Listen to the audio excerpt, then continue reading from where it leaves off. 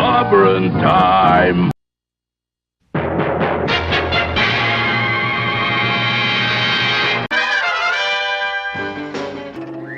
Atomic batteries to power. Turbines to speed. Roger, ready to move out.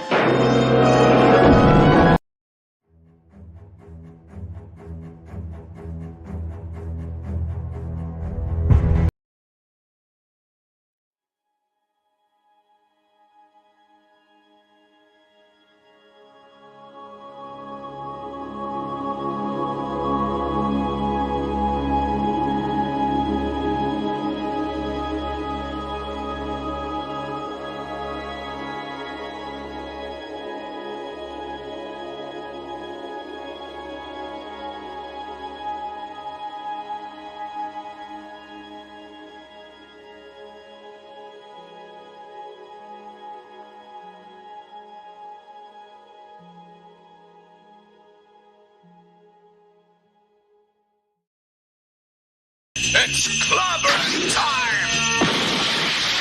Clobberonimos! Yeah, what is up? Clobberonimos and Clobberooskies and Clobberoids out there. Hey, good to see you. Welcome to my second member stream. I opened it to the public to watch, but of course I will my wonderful members.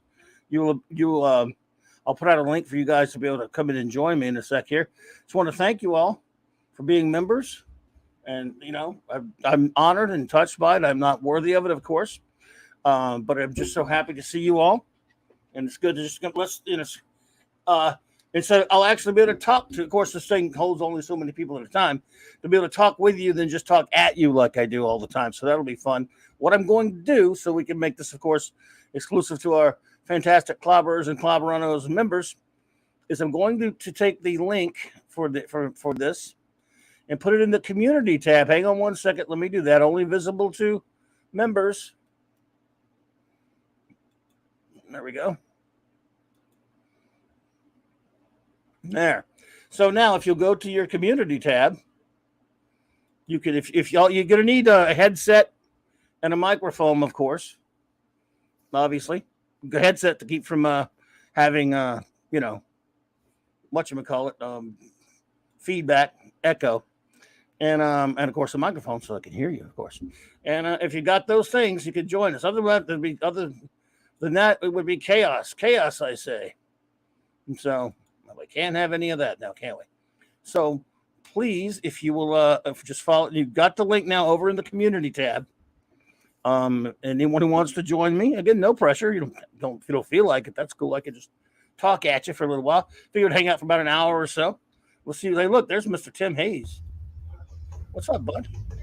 Hey, how's it going, Clobby? All right, man. How are you, sir? Fine. Oh, well, it's good to see you, man. Thanks for joining me. Thanks for being a member. And this is the first time we've talked. Or were you here that last one? I did one once before, but my number, I don't remember. Yeah, I don't really recall. I can't either, but I'm crappy memory that way. Oh my goodness! Look to see my great buddy J-Man, my partner, Mama Earth B. What's up, J-Man? How's it going? What's up, buddy? Oh, and there's the Gwag. Oh man, Gwagnar's here too. Well, this thing holds 10, folks. So anybody who wants to jump in, man, it does hold 10. And look, oh man, the D-Bud man. What up, dude? You there? I'm here. All right. Good. Looks like his camera. He doesn't have camera though. That's or okay. I don't go on camera. I don't have mine hooked up. Yeah, I don't even have. Too bad he doesn't have an avatar though. There it is. There now. Yeah, it hadn't had to stop. I don't have a camera even on this new computer I have, so it's so low tech, but it gets the job done. That other one kind of, Hello, everybody. Wagner, what's up, buddy? Oh, not too much. Just wanted to hang out here for a little while. I'm glad you did. It's so good to have you. I don't know. If any of you were here for the last one I did back last year sometime, and I'm going to start doing them at least once every 2 months now, let me know, because I don't know if you were or not. Yeah, I don't think I've ever done a member stream with you. I've done them with Midnight's Age and Culture Casino and Comics Division. But other than that, I don't think I've done any with you. Cool. Well, anyone who wants to join, like I said, I made the stream itself just public, so anybody wants to pop in. But as far as to be here, join us. My members, again, all you have to do, if you haven't heard me earlier, The link to be on here is on the community tab. And then I've done member streams with the Common Nerd before. Okay. I've done a few. I don't know whose member streams I've been on. Maybe like Gary's, and that's about it, I think. So yeah. D Bud, man, what's happening, man? It's been a while, but we gotta do some more Iron Man soon. Yeah, I'm on vacation, so I actually got a chance to do this. I can, and Tom finished his show early, so that was good. It got me time to eat dinner before this started. So yes, got it done a little bit earlier than usual. Then we were talking for a while afterwards there. So Paulie in the background a little bit. So, oh, Sean, I wish you could too, buddy. Oh man, the JT man is up. JT Kirk, what's up, bro? Hey there, how's it going? Oh, it's great. Good to see you, buddy. Sean, I wish you could make it too, buddy, but I understand. Anyone who can is welcome. Just go to that community tab. J-Man, brother, I had a lot of fun reviewing Legion with you yesterday, buddy, you and Sean. That is so much fun, dude. Oh, thanks. Yeah, it's great. I haven't read the next ones yet, but I was reading some Tank Girl today just for random, just random comics. Huh? Yeah, so, but I'll go back. I have to read Action Comics 1055. That's a new comic, so we won't talk about it here. Hey, J-Man, I got a question for you here. The answer is 42. Yes. Okay. Where are you getting the list of Legion chronological order from? Actually, Clobby gave me a Excel sheet that I've been using, but then he's been using the DC the data thing, and then I don't know what Sean. I think Sean just has a couple of trade paperbacks, so he's just going by that. So we're all using different lists, but I think together we're figuring out the order. So yes, because I was looking to kind of read along with you here, and all I have is the DC Archive edition. So I was just wondering. Admiral T, what's up, buddy? Well, glad I'll tell you.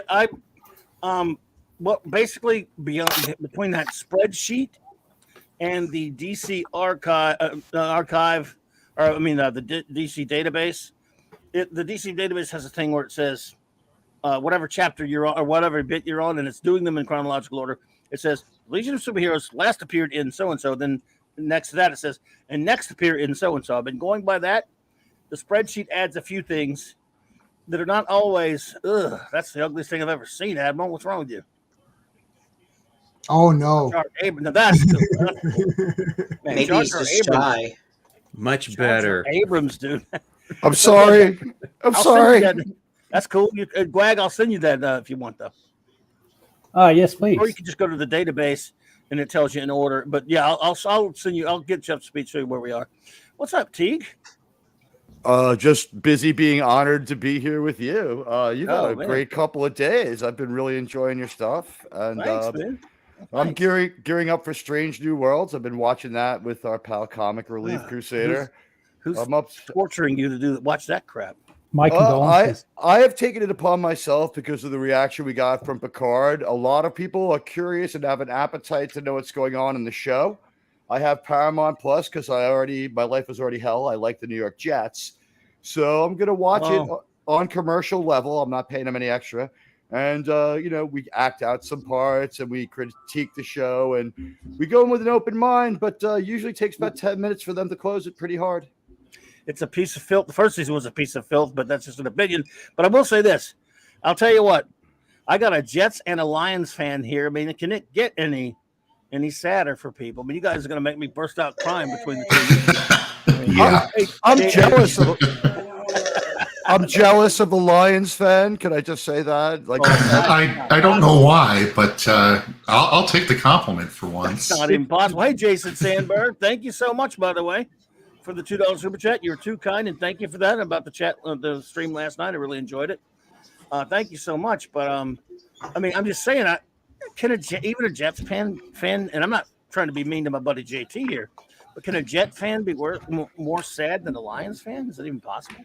Think of how well set up we are to watch Strange New Worlds. Pain, disappointment, strange penalties, illegal use of hands, out of place emotions. We've heard it all. Oh, yeah. Well, see, and that's the thing with being a Lions fan. You develop such a thick skin. It's thicker than a football at this point. But even then, Discovery and the rest of the filth, It still gets to you.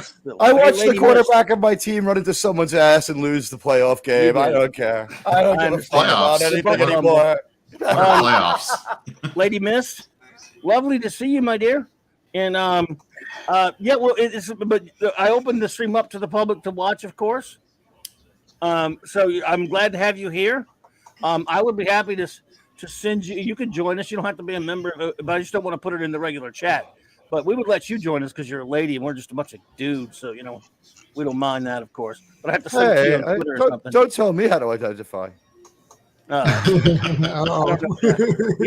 He's an admiral, could be anything he wants. That's right. Admirals are whatever they choose to be. They are whatever they want to be at the moment.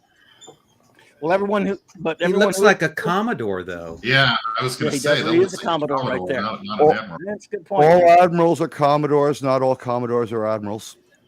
Fair enough, man. But so yeah, anyone who has not heard, the link is in the community tab. So there you go. Oh yeah, well, you're definitely welcome to say. Like I said, it's open to the public. I think Mrs. Culture does that too. Or in Comics Division, they open their streams to the public. They just have their members on the stream. So. And we're all responsible, well, except for me, we're all responsible adults here, so we behave. So cover it up or anything. Hey there, Dadman. Darn it, Mark. Dadman. Dadman, I will be meeting Dadman in person tomorrow night and his lovely wife tomorrow night for the first time ever. They're passing through my neck of the woods on a voyage across the country. What is it? By the way, you guys help me out on something here. Why is Fanty Outsider not here with us? I would love to be Phantom Outsider in this form. Is he chicken? I wonder. He was on the last member stream, I'm pretty sure. Where are you, dude? Maddie's daddy's here. What's up, bro? Greetings. Hey, buddy. I won't be on for long, but I've never had the honor of being on with such illustrious people as JT Kirk and D Bud and Tim, and I think I have been on with J-Man actually. So I thought I would just take a moment. Well, the honor is all ours. Thanks. Hi, Maddie's daddy. Howdy, y'all. Was that Tim? That's Tim. I'm up on here. I'm on my cell phone, so everybody's this big. Yes. And I remember you have the long hair like Thor. He is Thor. He is Thor, yet. Yeah, I do it to donate. I think this will be the last time I donate it because I hate having long hair. It is a pain. But it's very nice of you to do. Well, I got guilted into it. The girl that cut my hair said there's like not enough blonde hair for little girls with cancer that have or want blonde hair. Oh, well. Yeah, so it's kind of, That's cool. when you're like, oh, I'm so sick of this, it takes forever to wash, and you think, it doesn't cost me anything. As a matter of fact, it actually saves me on haircuts. So yes. So anybody that has hair that's not blonde, it's not gray or dyed, I highly encourage you to do it. You could make some little girl or boy with cancer happy. So, well, I did not even know that. Wow. They say the favor that can never be returned is the greatest of all. So good on you for that. It's impressive. Yeah. Well, thank you. It's it's not like I'm doing hard work in the hot sun or anything. It's kind of a lazy thing, but it's a way to contribute, and probably a lot of other people like guys like Clobby. Like Clobby's 1 billion years old and he has hair like a teenager. Mine's getting white, dude. Yours is still. You're older than me, and you've got blonde hair, man. Yes, I am older than Surtur. There you go. And Teague is younger than us, but he's trying to pretend like he's old. Right there. Look at you, dude. Don't tell me how old to identify as. I know how old you are. I know you're under 40. You know I'll be on top of the Silver Cup studio building tonight with a broadsword. Yes. Oh, man. I can actually see that building from the roof of my house. Really? What building is that again? From the end of Highlander, where he duels the Kurgan, Silver Cup Studios, and then he finally gets the prize there. I can stay. Really? I live in Queens. Like, if you couldn't tell from the accent, I'm from New York. I don't know where anyone's from by accents, except unless you're from down here, Because see, we're down in Louisiana. A lot of people in New Orleans talk similar to the way many people talk in New York. It's very relatively. I would agree with that strongly. Kind of Slightly, maybe anyway. closer to like a Newark, New Jersey accent, but definitely Northeast regional. People on the West Bank. People on the West Bank, or the Ninth Ward. Yeah. The Ninth Ward. They don't pronounce the little aw. Ninth Ward. Yeah. So. Yeah. Yes, sir. Yes, sir. Oh man, it was good to see you there. Dude. I'm glad you popped in. You must be apparently driving home. I work or what? I'm actually about to go to the gym for the first time in 6 months. Wow. try and get the guns back. There's the Comic-Con that I go to in September this year is looking really good. Almost all of the still living cast of Back to the Future is going to be there, including Michael J. Fox. Cool. So nice. Yeah, there's going to be a lot of really great people there, and even though I'm not that much into celebrity worship, I would like to meet Michael J. Fox before one of us, passes. Yeah. So understandable. So, and plus, Very I wanted to see cool. if I could do this over my cell phone because Some sometimes do. I'm making gumbo when Mark D with a C is Yes. He'd be here, but he's of course getting ready for the big for our good buddy Nick's stream tonight, Toxic Tuesday. So, which I just got the notification is starting. So you're up against in this corner we have Clobby.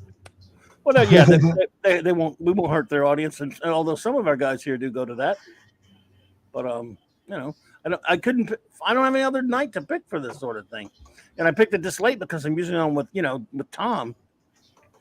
So I stream too much, fellers. I guess you haven't noticed, or can you stream too much now? I think you can, maybe. I think for those of us who are still suffering from divorce, this is kind of our, like for me, I moved to Vegas. I don't know a soul here, and then got divorced. So you guys are kind of my social network. No pressure. We are a social network. I like that. Hey, look, Dr. Hurt You Monkey is a new member. Dr. Hurt You Monkey. I've seen you at ages, my friend. Well, if you want to join us. Been forever, brother. Hope you're okay. And if you want to join us, the link is in the community tab. Well, and Clobby, if you have this any earlier than 10 p.m. Eastern, I'm not going to be able to watch Star Trek, the original series, on TV. So. Yeah, but don't you have them all on DVD then? Well, yeah, multiple copies, but you still like to just have a random one picked for you. Hey, Largo's Lair, what's up, sir? No, I understand you. I hear you. Yeah, did you say is it MeTV? H&I. Okay. In my area, it's like Fox, but it's one of the higher numbers. You need an antenna for it. But oh my, yeah, they start out, and they do the original series, TNG, Deep Space Nine, Voyager, Enterprise, and then if you're still up that late, Baywatch. Wow. So in succession, they show them all. Yeah, all real Trek, none of the filth. Yeah, crazy. Wow, that's cool. I'm sure they get higher ratings than whatever Discovery got back in 2020. Yeah, no one shows that crap. Not even show that shit in syndication. Any of that dog crap from Secret Can you? Bother. It's so profane, right? It's profane. No. It's really, really violent. Well, they don't care. They did an edited version of some of season 1 of Discovery, I think back in 2021, and Dictor Van Doomcock, Overlord DVD, covered the ratings on that, and it was the lowest rated show behind like 10-year-old reruns of The Price is Right or whatever game shows they had. Batwoman beat it up. Batwoman. Yeah, Batwoman. Yeah. Hate watching alone. It's like, this is the better hate watch. I'm putting on Batwoman. Yeah, at least it's funnier. Yeah. That's true. Oh man, what a bunch of garbaggio! But hey, what can you do? Then Star Trek is dead. I'm so sorry that's true. I think maybe down the line, new people can revive it. But my father was an NYPD homicide detective, so I'm going to document this one. You're going to put a toe tag on Star Trek. Spray the body outline. Leave the body outline on the pavement. Yeah. They're all gods, sir. Voyager, Deep Space Nine. Clobby, you know my friend George, right, Clobby? Yes, sir. He's like a he's a NCI or he's a world famous one. Yeah, he's actually a world famous in his profession. He's world famous, which is so weird because he's like the guy that made fart jokes when we were kung fu students together. But yeah, so maybe he can find out what killed Star Trek. And I can tell you that, but there's 2 words: Les Moonves. We all know what killed Star Trek. But it was Les Moonves. He's the one. Jar Jar Abrams may have stuck the blade in, and then Alex Klutzman came along and fired the phaser that disintegrated it. But it was Les Moonves who hired all those cocksuckers. So. Maybe Favreau will do something to revive it. He seems to respect source material. If only we could. I'm sorry. Go ahead. No, go ahead. Go ahead. No, go ahead. If only we could go back in time and have Regarding Henry be a failed movie, our lives would be so much better right now. Yeah, then he'd have to continue babysitting for Steven Spielberg's kids instead of making shitty movies. He'd be babysitting his grandchildren now, but yeah, that's what, listen to JJ's TED Talk. It is so contradictory. He it's like his own dialogue. He talks about growing up in New York and then how he had to move away from home to another coast to go to school on Long Island. I didn't get it. I didn't get it at all. Poor old JJ. What a rough life to do, Thad, you know? Had to move from my dad's one mansion to my dad's other mansion where he didn't live most of the time to go to Sarah Lawrence University.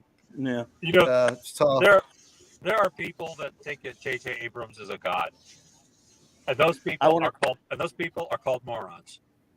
They are called morons, and they're in insane asylums too. Anybody who thinks that guy can even make a good movie. God's Superman movie sure is late. Wait, Loki was a god. True. But well, I don't like any JJ movie. I can't think of one. I actually can't think of one that I even remotely like. I mean, I thought that like even Mission Impossible, he did part 3, and that was like clearly the worst one.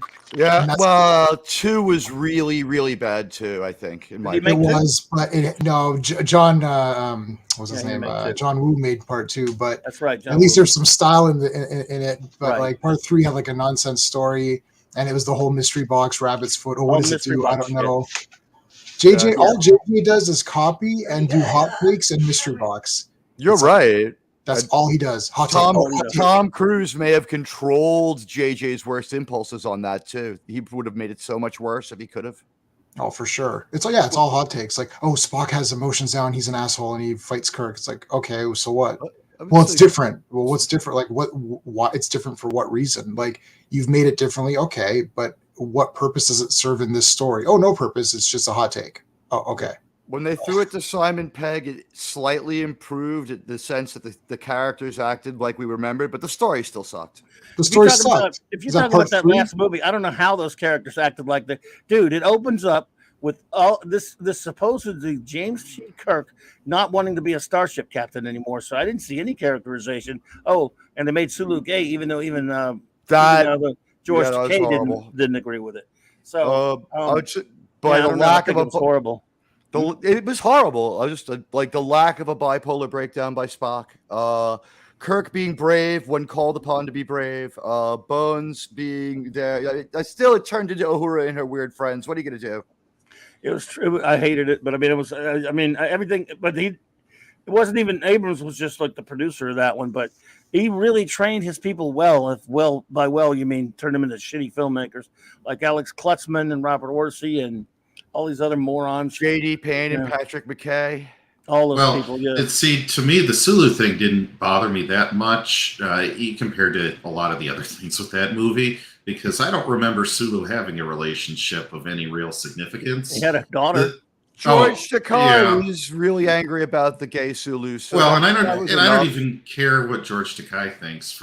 I care what he thinks about Sulu. I care what he thinks about Sulu. The things that really bother me is like when 7 of 9. Obviously, I'm just finishing my annual rewatch of Voyager. She has 3, 4, 5 relationships, all with men, and then in the modern must be hard. Yeah, they just change it, and it's like, okay, that's it's not like you're reimagining a character. No, it's the same actress, the direct same character. That character had very little in common with the 7 of 9 we know. The first time we see her, she's deleting people with 2 phasers, guzzling whiskey, cursing. She knows Picard magically. The show was always horrible. That show is horrible. Always horrible.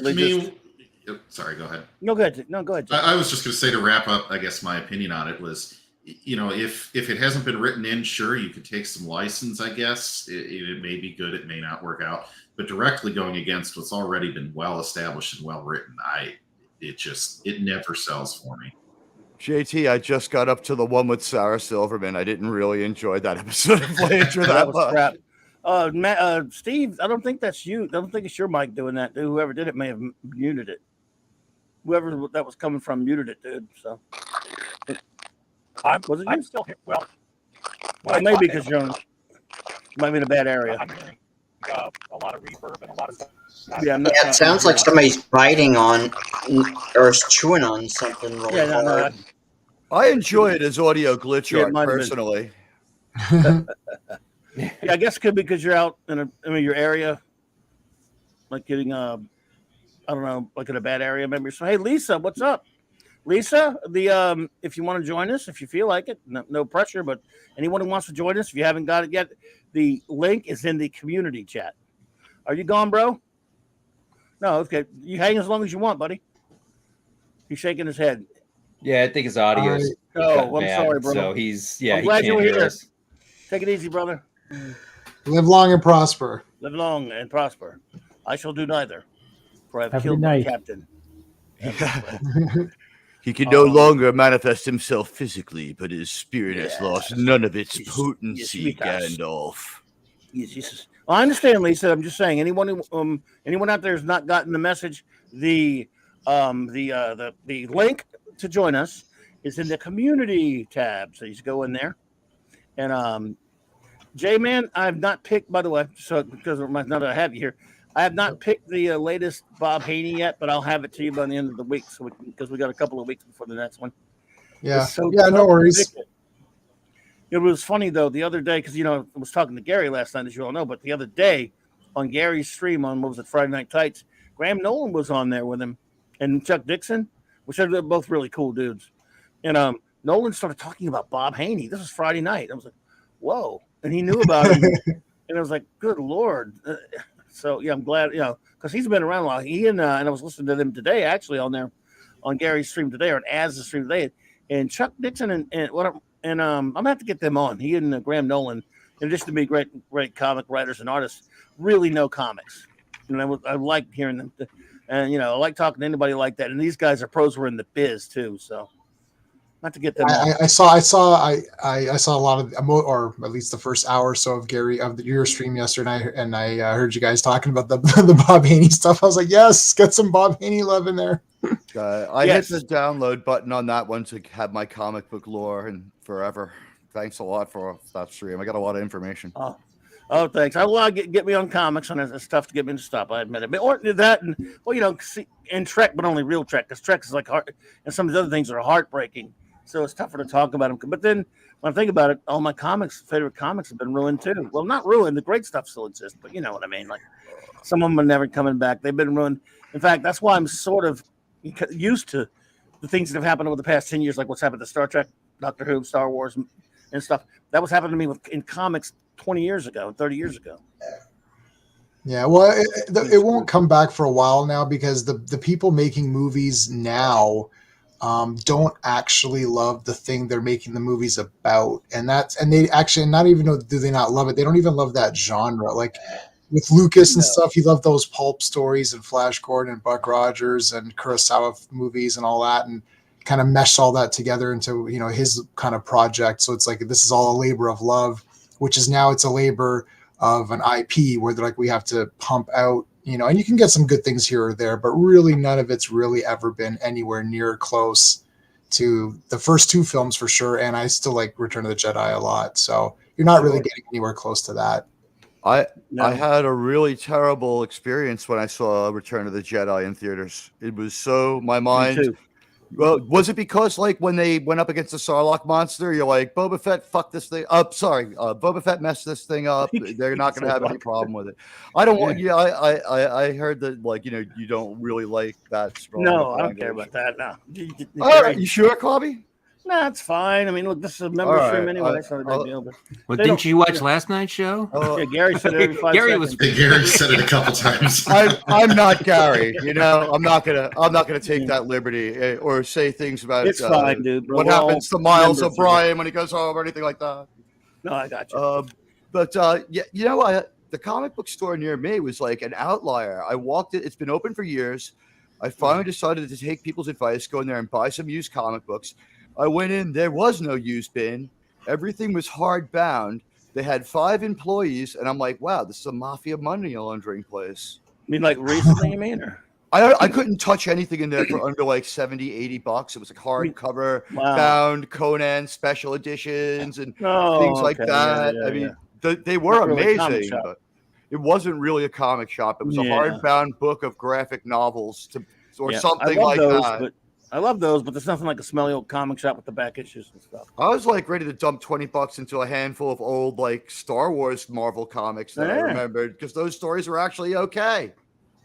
Yeah, those things have gone up a little bit now, but yeah, I hear you. Those were, it was a good, their Marvel Star Wars run had some good ones, and then they had some Infantino ones, but no George Tuska, D-Bud. So, I don't. Many shops don't have like those old. Like when I was a kid, I'd go back and you'd get like dollar bins or 25. I remember I did one shop. It was 25 cents, and I spent $80 on 25-cent books. So you can do the math. That's how many books I took home. It was like mass. Wow. I came home and my mom's like, "Holy shit, you should spend." I was like, $80, and it's like, well, I got like I couldn't carry the comics home. My buddy was helping me. You can't find that. Like my comic shop is basically a toy store that carries, modern comics and some of the hardbacks, like the omnibuses, as you guys were mentioning. It's basically just a toy store. So it's like I go to the shows here in Canada, like these $5 shows where the entire room is just comics, like loose comics, and they got graded stuff too. But it's hard to go to a shop and actually find old comics. It really is not really a thing anymore, right? So even new comics don't sell very well. Or new comics don't sell well. So old comics people don't care about. Well, go ahead, Quack. The shop I go to, they have a dollar bin, but it's mostly new comics that they couldn't get rid of. Right. So they just slap them in there. Yeah, because they over-ordered it and they can't send them back, right? And no one wants to, 5 years from now, no one's going to want to buy them in a back issue thing. So they just slap them in there and stuff. But yeah, my comic shop has like figures and sideshow figures and all kinds of stuff cards, as well. Probably. Yeah. And their new issue thing is like tiny, like it's a tiny little rack now because no one buys new stuff, so why bring it in? Abigor's trying to get in, but it says device not connected. Abigor, if you're hearing me, it's not letting me add you, so you need to connect the mic and camera before you can add this. I can add you to the stream. It says. Yeah, and you can turn the camera off if you don't. I just want to say, tiny little racks are nice too. I've enjoyed those as well. Be careful. All right, Clobby, I gotta go. I'll stay in the talk. I'll stay in the chat, but I can't be on the mic. Oh, I understand. Well, I'm glad you were able to hang out. We should have hung out more, man. But thanks for being here. And hey, dude, Monday, can't wait. Been having so much fun doing that. I appreciate it. Oh, thanks. Yeah, me too. It's awesome. All right, cool. Thanks, guys. Thanks talking to you. All right, take care. Mm-hmm. So, Abigor, like I say, if you are hearing me, buddy, it says I can't connect you, but it says it will need, like I said, and as was going, but I mean, maybe he'll pop back in. Yeah, he'll probably just need to hook it up before opening his browser. Make sure it's hooked up from his gotcha offline. So, what does everybody think about the good news from yesterday, the ROM Omnibus announcement? Whoa, I love it. Of course, I've been waiting for that so long. I got on the Marvel Masterworks board. I've been looking at that for years, and so many people on there have just been dying to get ROM.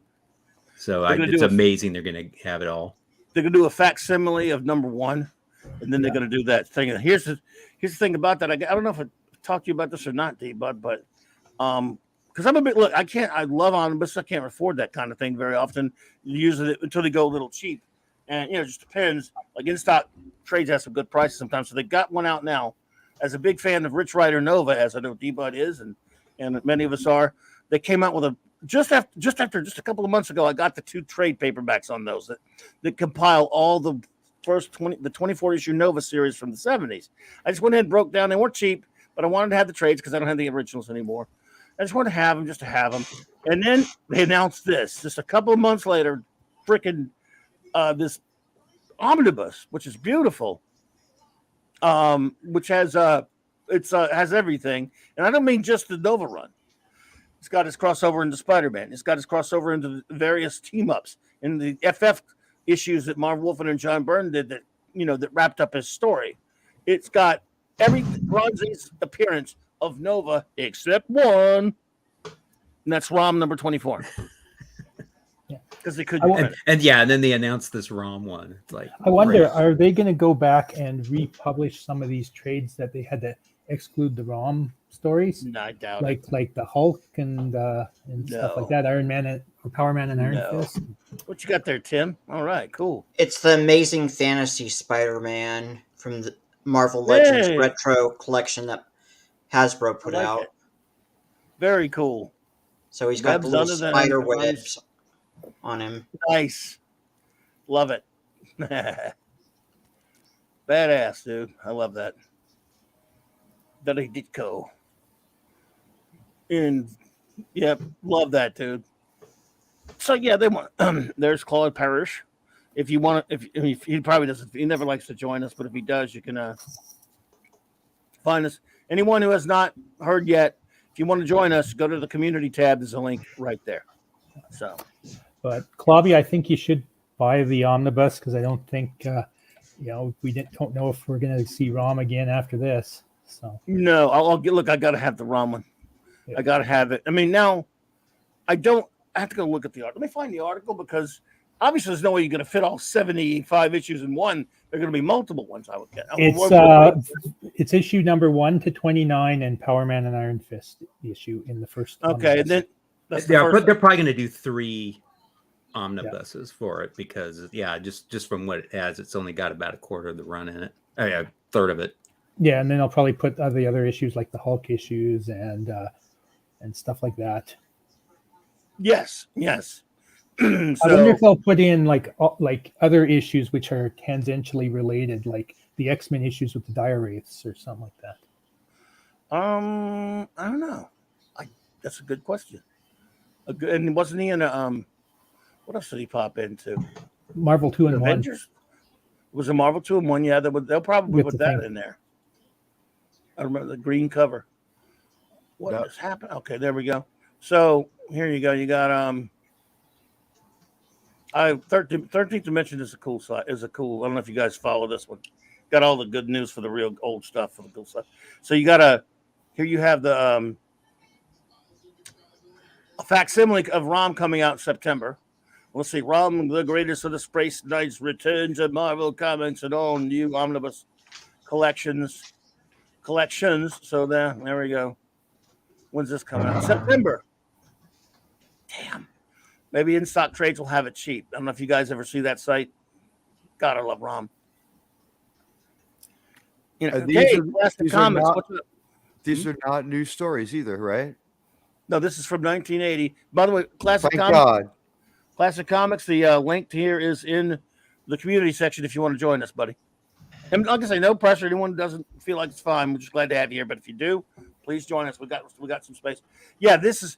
I remember when I bought this off the rack in 1979, 80, whatever it was. This first issue and just devoured it. I mean, I adored it. I didn't know it was a toy. Okay, I didn't know it was based on a toy until I looked at the back. Hey, Brandon, what's up, buddy? Our link here is in the community chat, everybody. I didn't know this was based on a toy until I looked at the back ad. And I'm like, oh my God, I want that toy. And I never got it. I don't know if any of you ever get the toy. I think Tony of Analog Toys did a video on that toy once. There might have been a toy of it back in the 70s. Yes, he did. Yeah, that's where it started. This was based on a toy. In fact, if you go to YouTube and look for the ROM Space Knight commercial for the toy, which I think came out a little before the comic. It's got Robert Vaughn's doing the voiceover for the commercial. Yes, the man from Uncle. Weird, huh? Oh, hungry. What's up, hungry boy? You there, brother? Oh, I'm here. Hey, buddy. Oh, I just wanted to pop in and give you a compliment after that magnificent stream with Gary yesterday. Oh, dude, my heart. You remember the Grinch? His heart swelled up 3 times, right? Oh, my heart. you're too kind, buddy. Oh, I just have to say, and then I'll shut up. I wish we could go back in time to 1978 and replace Jim Shooter with you as editor-in-chief. Oh, boy. Poor old Jim. No love for old Jim, huh? Oh, no. Well, I love Jim a little bit more than Allred, but...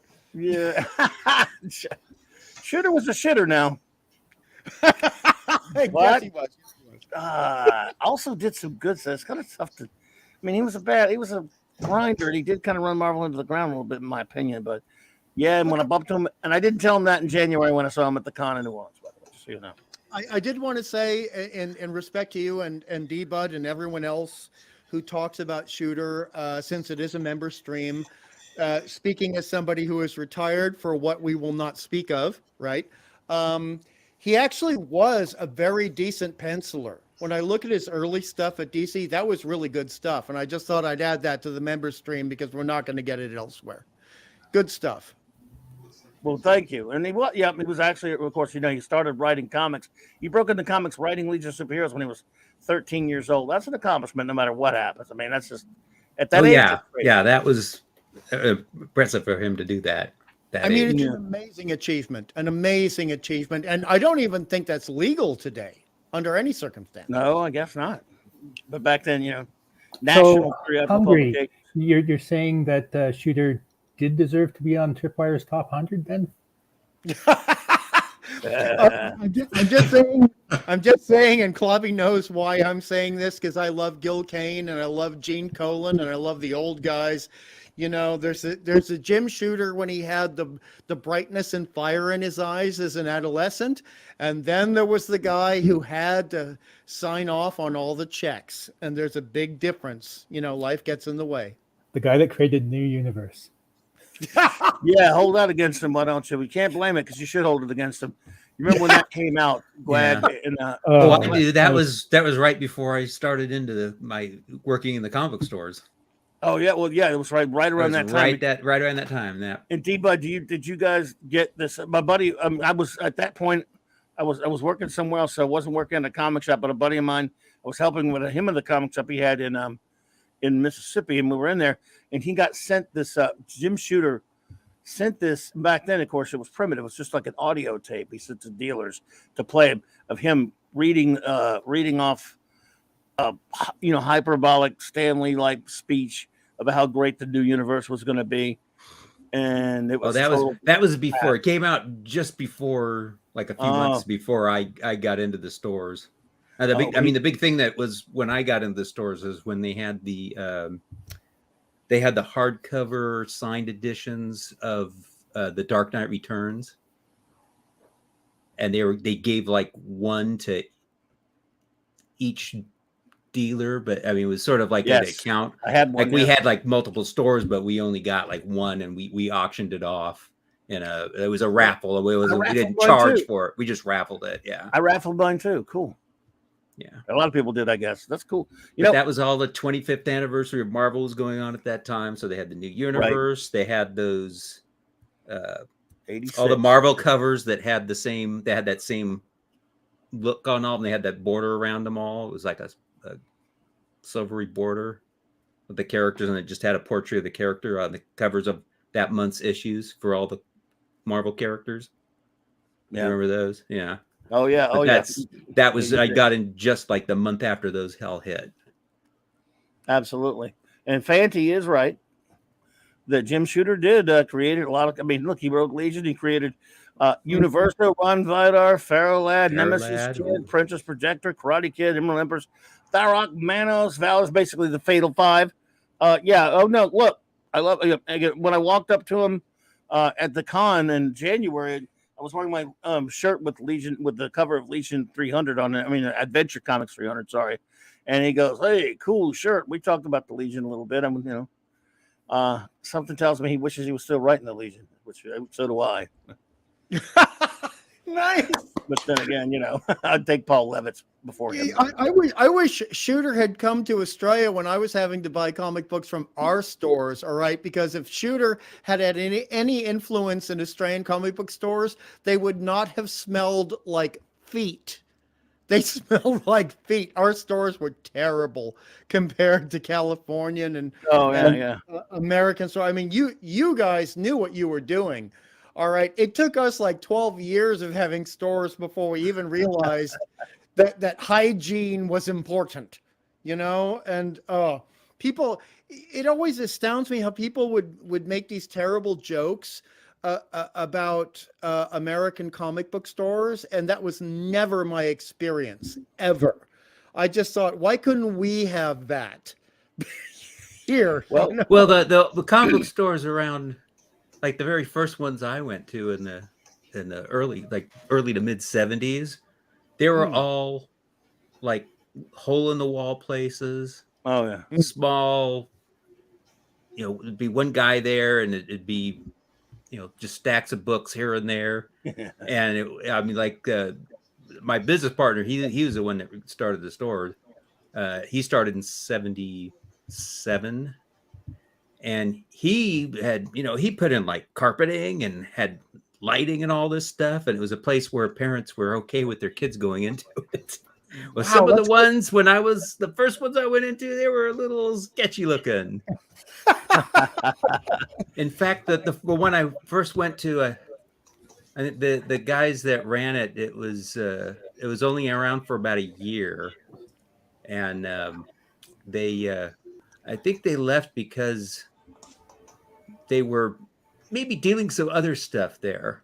If you know what I mean. Yes. By the way, Funko Pops. They were dealing Funko Pops. Yeah. It was a little before Funko, but you're getting close. You're close. Yeah. Anyone who wants to join us, please. Thank you, Deba, for putting that link in there. But go to the community tab, and there's a link there that members can follow to come in there. If you do, no pressure. But yeah. No, but wait a minute. Who? Wait a minute. Now that I think about it, someone said the words Funko Pops here. That's a no. Here comes Mark. I'll heed to my agonizer. No. Yeah, Mark's busy. So, yes. Since Mark is busy, we'll have to get it ourselves. Agonizer, please. That's the funny thing is when you show that, I actually have Funkos that somebody at work gave me, and I'm like, oh, I don't want Funkos, but they're all Star Trek ones. Yeah, and it has like Mirror Universe Spock as one of them. Oh well, there you go. Still, look, people you want me to send it to you, Clobby? I know you love that Mirror Universe. You know stuff. what? I would not want to deprive you of that thing that I have none of. But look, I hate them, but people can like them. It's fine. I don't know why I'm that way about it. I just don't. I'm about as bad. My buddy Michael with Retro Blasting hates those things, and he did a video about them. But see, because so many people send him stuff, they like to goof on him, and they send him. He's had some sent to him before, but he did a whole video a few years ago about it, which is pretty hilarious. Hey there, Donnie Pearson. Yeah, he hates those Funko Pops, but I think somebody did send him a Doctor Who TARDIS Funko Pop, and that was the one he actually kept. He actually liked. Well, yeah. If someone sends you a gift, what are you supposed to do? Even if they're just doing it to mess with you, you got to keep it. So yeah, you're right, Tim. But he does. He made a video about him a number of years ago, which is pretty. But like he says, he's absolutely right. They're not toys; they're dust collectors. Yeah, but Clobby, as a Fantastic Four fan, Clobby, the Galactus Funko Pop, it must be erased from history. A Funko Pop is something you look at while the lady from HR tells you why you're going to lose your job. No. What else do you do? It sits on your desk to prove that you're not uncool at your job. I guess, because they are.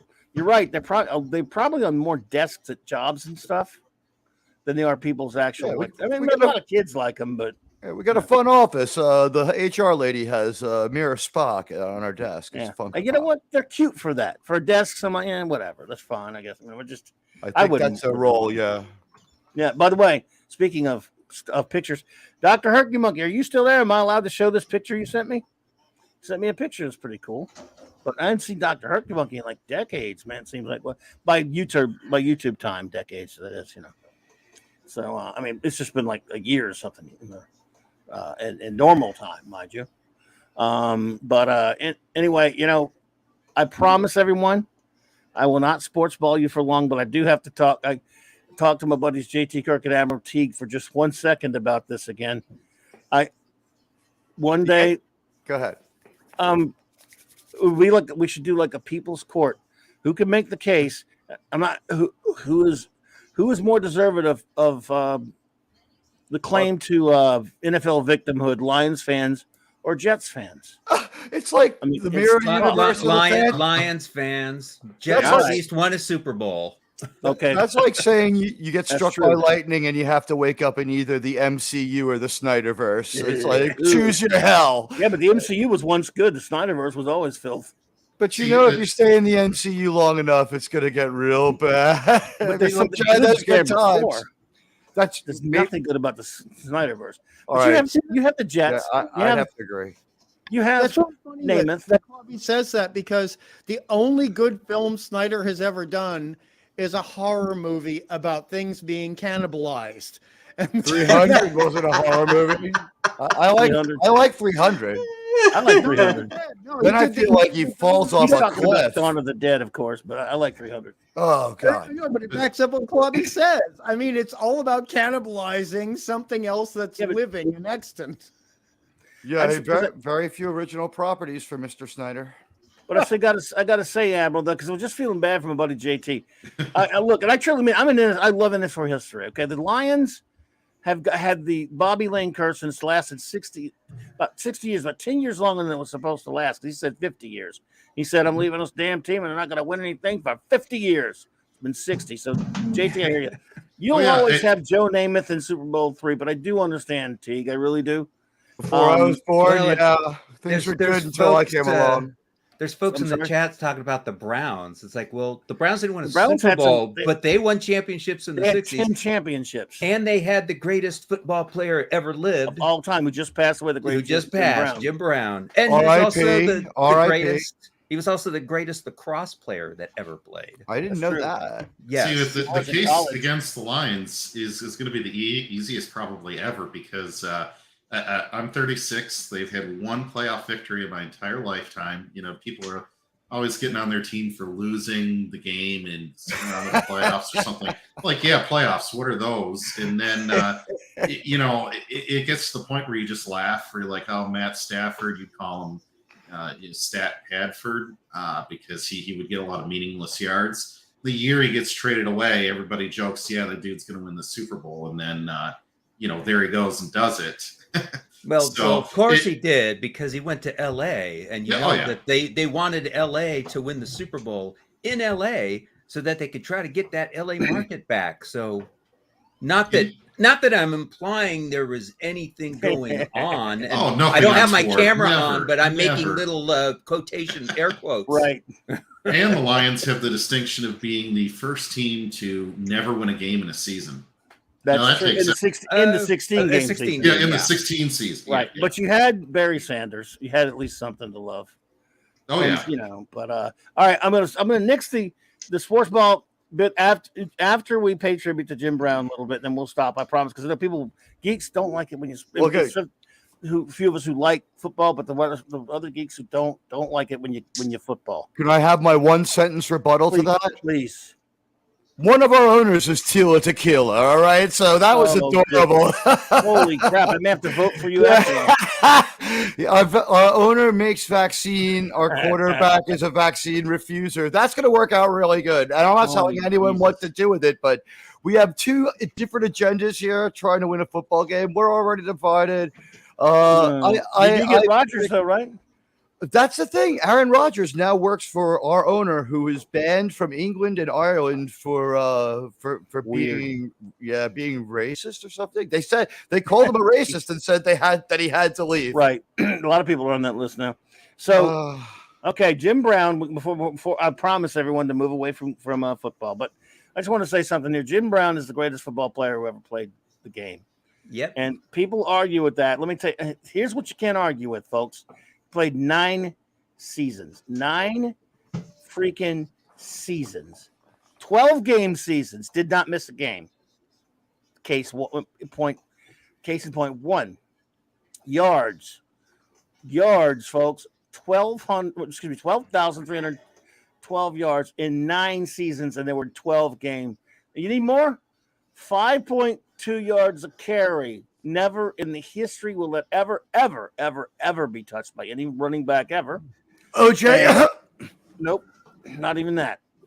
Then here's the again, if you know anything about football stats, if you don't, you don't care. But and Barry was close. Barry was 5. It was 5. It was close. Yeah, Barry was close. But Jim Brown, yards per game in his career, 104.3. No one has ever got close to that. That will stand forever. And he had a career number 106 touchdowns over 9 years. It's just no way. Wasn't Barry really, really close when he retired? Like crazy close? He could have passed it, but it would have been not 9 years though. He had a 100-yard rushing game average. And he was playing in 16 game seasons. Right. So now you really have to handicap that when you look at any of it. The 17 game season, by the way, I love Barry. The 17-game season is at this point preposterous. It's preposterous. Actually, the team with 4 mediocre quarterbacks is probably the best built team to win all year. There you go. And now into the sports ball segment. So please, everyone, don't throw anything. Well, we can't talk about the Jets anymore. Oh no! I'm trying to keep you in good spirits, man. As a Jets fan, you got nothing to worry about when football season rolls around, buddy. Memebers Prime is here. Some of Star Trek will overrun football season too. It's not real Trek, so you'll be okay. Minimus. Not real football either. Are you here, Minimus? True. Minimus, are you there? Going once. Hell, Minimus Prime. Boost your signal gain. Hey, my insomnia brother. Brandon's here too. Brandon, the anime guy. What's up, buddy? Well, hello, everybody. I just thought I'd stop by, say hi, and say Barry Sanders, had he decided to play longer than he did, he would have crushed every single record. And yeah, the record that you mentioned, it'll never be touched because the running game just isn't anywhere near like it is. And no, but people, there was like 40-some odd years for people within normal running game times to pass it, and they couldn't do it. Yeah. Didn't OJ have a 2,000-yard season once in a 12-game season? So it wasn't a 12. No, it was a 14-game season. Was it? It's okay. Remarkable, but it was a 14-game season. It is. Yeah. That is remarkable. But still, 9 years, 5.2 yards a carry, 104.3 a game. That's never going to be touched, even if they abolish the passing game. And one of the tougher small soldiers and a difference maker in the Dirty Dozen. Yes, I love that movie. Well, and part of that too, Bobby, I think, is look, when Jim Brown came in, and I love Barry. The league was way different back then. They excluded a lot of people. Still, that was part of what made Jim Brown special. So now that you have talent that's supposed to be on merit anyway, and I think it still is, it's going to be harder for anyone to do anything. Mostly, I mean, refs throw things here and there for certain people and all that. He was going to play one more year before when he left to go do movies, but Art Modell screwed it up by going into the paper and telling him that he ordered him to show up and he wouldn't, so he got pissed off while he was making Dirty Dozen. He said, I wanted to play one more year, but he acted like a jack, so screw him. Don was fine. And I was watching an interview with him last night about it. And here's the thing about it. Deacon Jones, one of the greatest defensive players of all time, and a bunch of other ones were talking about Jim Brown as one of those retrospectives. He said, when he announced he was leaving, unless you were on the Cleveland Browns, you were celebrating. He admitted we did. Man, we were so glad that guy was out of the league. Let's remember, though, the Cleveland Browns are now the Baltimore Ravens, and the Cleveland Browns of now are an expansion team. And so they're only about 25 years old. They can't claim to have bad luck yet. No, yeah, but still, they've got the name. But you're right. Now, hey, Well, by the they're way, still in the doghouse. And they have the tradition. The people of Cleveland own the name. That's the only cool thing that came out of it. If your team leaves, your city owns the name. Can't take it with there them. you go. Now, Tell that to the Raiders. I don't know how that works. I now ixnay sports talk because it gets you in trouble on these geek channels. I just had to do a little bit of it because I used to do it, even when I was geeking out on Blog Talk Radio, I had one night set up for my Saints talk and other football talk, and I used to enjoy that until the NFL destroyed itself in 2020 and cured me of 50 years of football addiction. Let's reconvene on Rumble for this one day. That'll be fun. I'll do some special shows about where anyone who wants to talk NFL. NFL history is still a passion of mine. Minimus, are you there?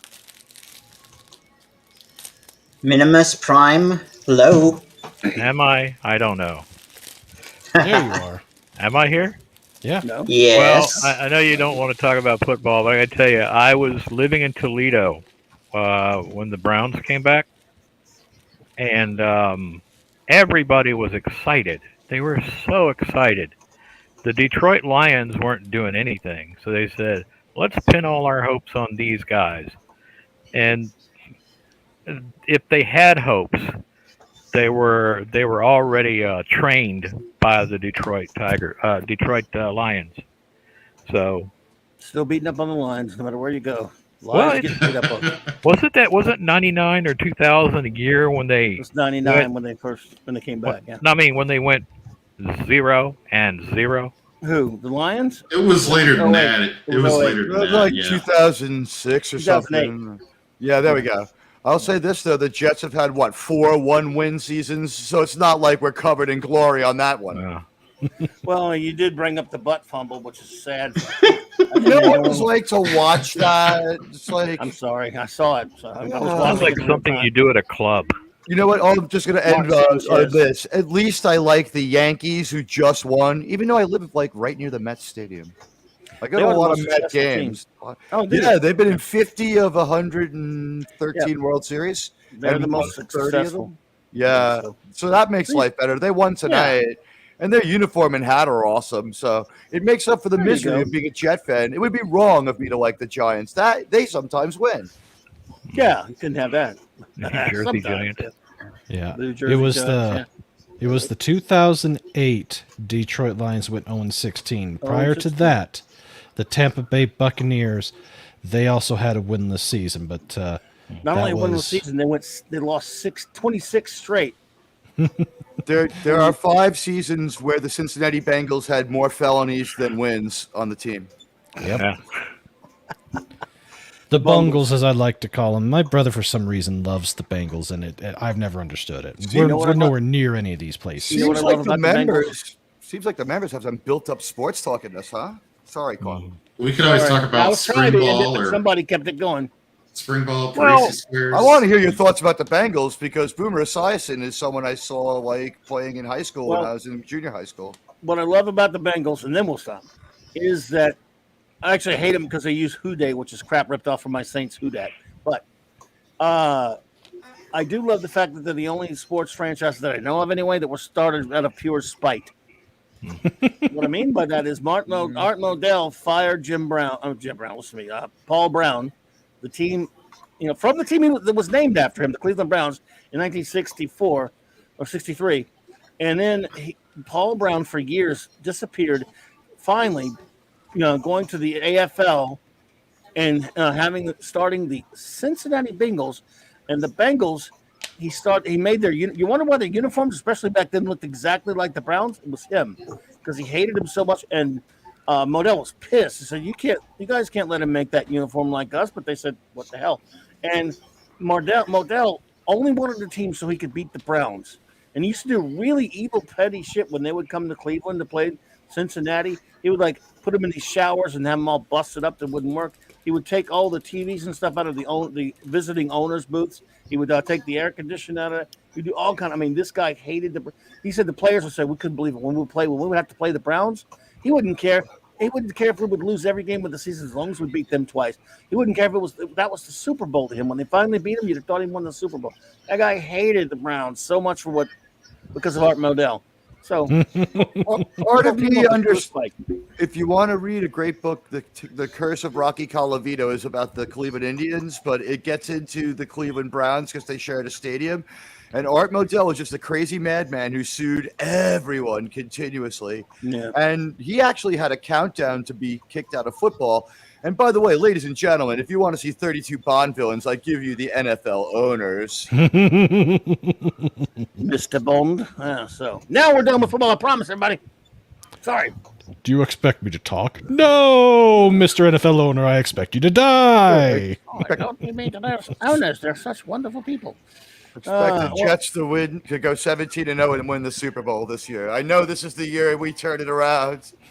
They're just as bad as owners of garbage who own the geek stuff that we love. They're just as bad as Disney and Warner and my guy's a double certified racist.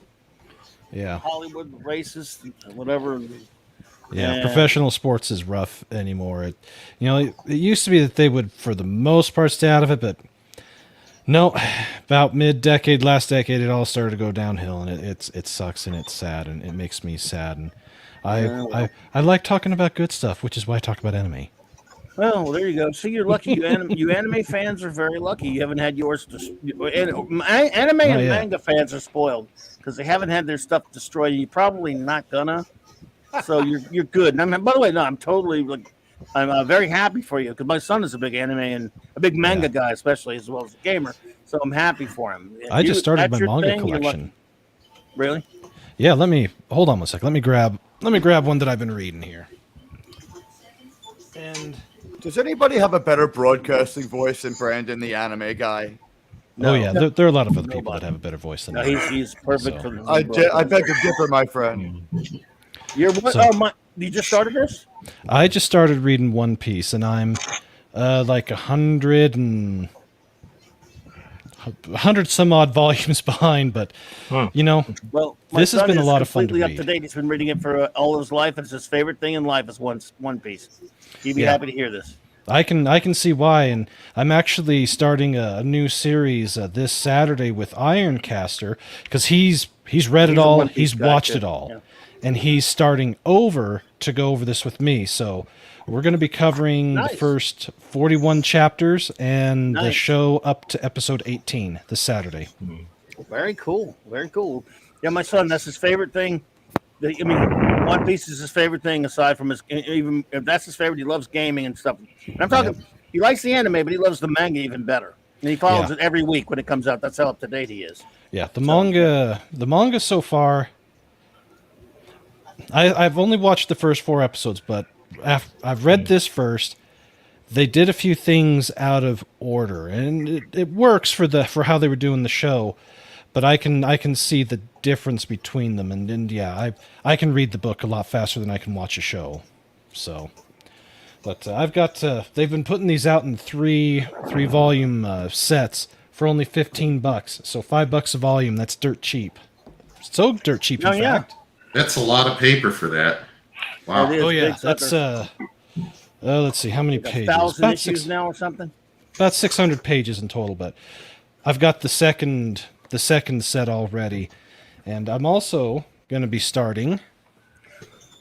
Let's see, the original Dragon Ball. Oh, okay. Wow. Yeah, nice stuff. That's a good one. I envy you manga and anime people. If that's your thing, you've got plenty, an inexhaustible supply. I mean, of new stuff coming out. It's plenty of great old stuff for us old timers. We like, if you like comics or old stuff, but still. Well, they have old. They're doing old manga too. I mean, I've been picking up the Viz reprints of Fist of the North Star that they've been coming out with. Oh yeah, and that's beautiful stuff. Yes, it is. We just had a manga shop open up where I live. First one, about 3-4 months ago. He's starting to stock the stuff that I've recommended, like the Fist of the North Star. I'm going to get all 9 of those that are out. Is it called Barnes and Noble? No. It's called Tenoshi Anime, and but he doesn't sell anime because anime is, as he put it, it's very difficult to get. And a lot of the bigger places tend to get it first, and the margins on them is almost nothing. Whereas the books are a lot easier, and they sell. But he's he picked up for me the whole set of Assassination Classroom, so I'm going to be going to get that here next month. He started stocking Reincarnated as a Sword, which is a great new IP, new property, only made within the past 2-3 years or so. They sold over 2 million light novels in like a year. That's a lot in a short amount of time. And he's carrying the Fist of the North Star. He's getting all them for me. And he started carrying the One Piece omnibuses like this. Nice. And he was also nice enough to start getting the single volumes for Berserk. If you can't afford or don't want to get the big book, you can get that went forever. That's lasted forever. That gentleman who just passed away, who worked on that forever, right? The creator of that comic. Yeah, Kentaro Miura. Yeah, there it is. Berserk #1, the Black Swordsman. And I love the statement that he has on the back.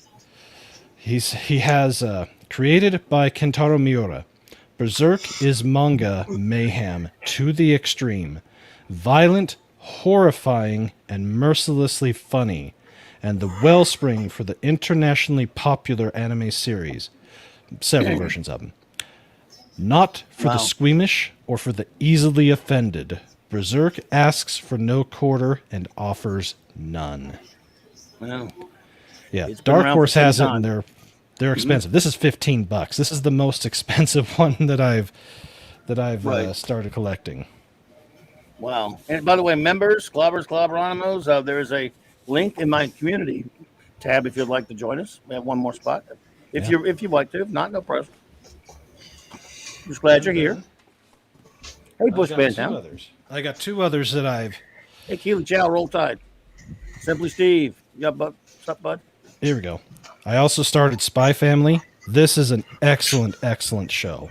And the manga it's only been around for about a year and a half, and it's already been selling hundreds of thousands of millions of copies. And then the last show that I actually just picked up the steel case Blu-ray release on, Goblin Slayer. And I've got Goblin Slayer #1. Do you want ham for your lunch meat, or do you want more ham? turkey? More turkey. Okay. Turkey sounds bacon. Yeah, our housemates talking to my mom about getting some lunch meat. Well, get me some bacon. Does that count as lunch meat? I guess not. Oh yeah, absolutely. Bacon counts as everything. It's bacon. Bacon is universal. Bacon is life. Except for the evil vegan bacon. It is not real. That's just not bacon. If they can't spell it BACON, it's not bacon. Anti-bacon. Huh? There you go. Kevin Bacon Brian. is a vegan. Kevin Bacon is a vegan. I don't know. It probably is. That's horrible. He seems like the type, doesn't he? He gives bacon a bad name. Hollywood, yada yada. I've seen him and his wife walking around Central Park. They must live in a Dakota or something. Huh. So you're saying in the Guardians of the Galaxy Christmas special that was lying to us that they really don't live in Hollywood? I believe that they probably have 2 homes by now, but I think the Guardians of the Galaxy's Christmas special's biggest lie was that we had something to look forward to in the movie. I got you. Don't worry about that HB. You're good, brother. I'm glad you're here. I'm just honored to be here, and just to back up a little bit in a very naughty way what Admiral Teague said. Man, I would have killed to see Mariska be Gamora. Man. Oh, yeah.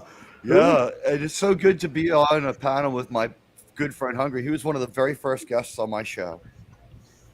Who's I think he means Mariska Hargitay. Yes, I do. Yes, I do. Who's the daughter of 2 very important people in 1960s cinema and pop culture. Oh, she's a wonder, and I adore her. She's an icon on American television. She has the longest running primetime show in the history of primetime. I'm pretty sure by now. If not, next year it will be. It's renewed. Yeah. Dude, hey Jill. Jill's here, by the way. Jill, where there's a link to join us, Jill, in the community chat if you feel like it. And hey there, John. Sorry, continue. I apologize. Just wanted to get that. I'll just say that Admiral, tell Clobby who Mariska's I want to know. Mariska's mom is Jane Mansfield. Yes. Really?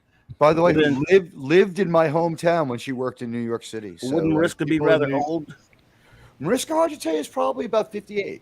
Her dad was Mickey Hargitay, a very well-known bodybuilder for the time, and his age was never given away until many, many years later. He did not look his age. So she should play Gamora at 58, you think? No. She could play something. She would be a much more impressive member of any organization leading it than, say, Samuel L. Jackson, who's ruined both the Jedi and S.H.I.E.L.D. in his time on screen. How about if she was Amanda Waller? You think people would be pissed off? Yeah, but I think she might be a little bit not young enough for Gamora and Guardians movies. I thought that's what you were saying. Yeah, you would have to de-age her or something, or we've got a multiverse now. Why not Gamora from a future time in another timeline? I will say this: I've seen Mishka Hargitay walking down the street, and she's about 5'9", 5'10". Well, that's what happens when you live in New York. You tend to see celebrities, and by the way, we leave them alone. Well, sure. Yeah, the only one I ever saw was Keith Olbermann, and he's still alive. Yeah, that's too bad, huh? He has 100,000 baseball cards. That's the good thing about him. He seemed very angry when I saw him. You know who was very angry when I saw him was the voice of America's news, Tom Brokaw. I was coming out of a Met game, and he was going into the U.S. Open, and I saw him. I said, "Hey, Tom Brokaw, what an honor!" And he goes, "You fucking," and his wife looked mortified, and like it had happened a million times. And he was just falling down drunk at like 1 PM going to the U.S. Open. I'm like, yeah. And then he's talking about his deep thoughts about 9/11. I was like, I know you're just a freaking drunk, you little idiot. Yeah, he was just pretty serious. His drunken stupor was actually intellectual property of NBC. The only person in New York who didn't know who Mike Piazza was, and he's never read a Spider-Man comic in his life. He has no connection to normal humans. Yeah. So, wait a minute. Tom Lockjaw's still alive? Yeah. So, he might be. He does have one connection. What? As in, Ford died today. He was eaten by wolverines, and I'm gay. Well, I'm not gay. That's right. That sounds more like Jimmy. It sounds nothing. Go ahead. It sounds nothing like Tom Brokaw. Tom Brokaw was nothing like you'd expect him to be. In real life, he was rude and mean. It was crazy. And then you see him on TV, and he's like kind of intellectual. It's strange. Well, he's getting paid every time you see him on TV, so that probably helps. It's almost like alcohol is idiot juice. That's right. Next time and for him, it was a big bunch of idiot juice. I'd love to stay, gentlemen, but I do have to take off and start go smack my teenagers around just a little bit, tell them to get themselves ready for bed and all that fun stuff. So thank you, Clobby. Thank you very much. And it's always good to see everybody here. And, long live real Star Trek 66 to 05. 735-6605. All right, brother. Well, thanks for being here. We appreciate you, man. Absolutely. Take care, everybody. We'll see you later. Take care, buddy. See ya, anime guy. That brings up an interesting point. Bye, anime. We're going to go with 6605 on saving Star Trek. 735. We're going with 6605 continuity as our term for real Star Trek. Real Trek, yeah. Well, 735 belongs to you. I think that is absolutely R.M. Briggs. Raquel coined it. Yeah, that's right. And you know what? Like, it just doesn't sound as good coming out of my mouth. We're going with 6605, and I hope everyone's okay with that. I'm with you there, brother. Thank you. Yeah, I hear you. Yeah, and it is. It's the only real deal Trek there is. You can call anything you want. I could probably legally change my name to Star Trek, couldn't I? Well, maybe not. But I could change Jar Jar Abrams' name to Jar Jar. Holbrams, which I want to clear up. I was not approving of Star Trek Beyond. I was just saying it was less bad. Less bad is not saying it's good. Just like motorcycles, right? Come on, man. You like the Beastie Boys? That was, you know what? I do like the Beastie Boys, and to see Star Trek and the Beastie Boys abused at the same time, I was like, I walked out of that. I walked out of the first movie. I walked out of Star Trek 09. It was horrible. It was a horrible movie. Horrible. I agree. Totally agree. And but Kirk's terrible in all of them. He's a dumb frat boy. And in the beginning of Star Trek Beneath, what got me about that was he's whining about he doesn't want to be a starship captain. He wants to quit. I'm like, well, right there, you've proven that you guys don't know anything about James T. Kirk. But can I just point out that in the other movies, he did much worse things to get world weary. He didn't cheat. He didn't hack the computers at Starfleet Academy. He didn't break his captain's oath in the first scene. He didn't steal from other people right in front of us. They didn't watch The Naked Time when he looked up in his drunken stupor. Never lose you, he said to the Enterprise. Yeah, no, it was never lose the Enterprise.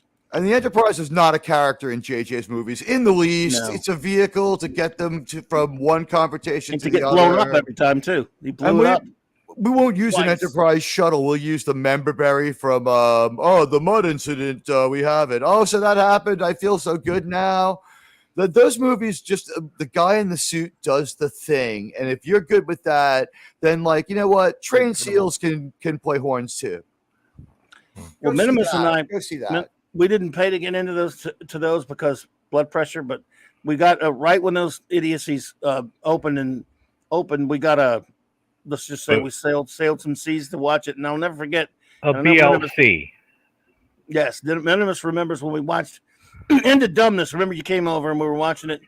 I didn't have the same reaction. My hatred, hate that movie. My hatred did not manifest the same way for 09. I was laughing too much. That movie is too funny to hate.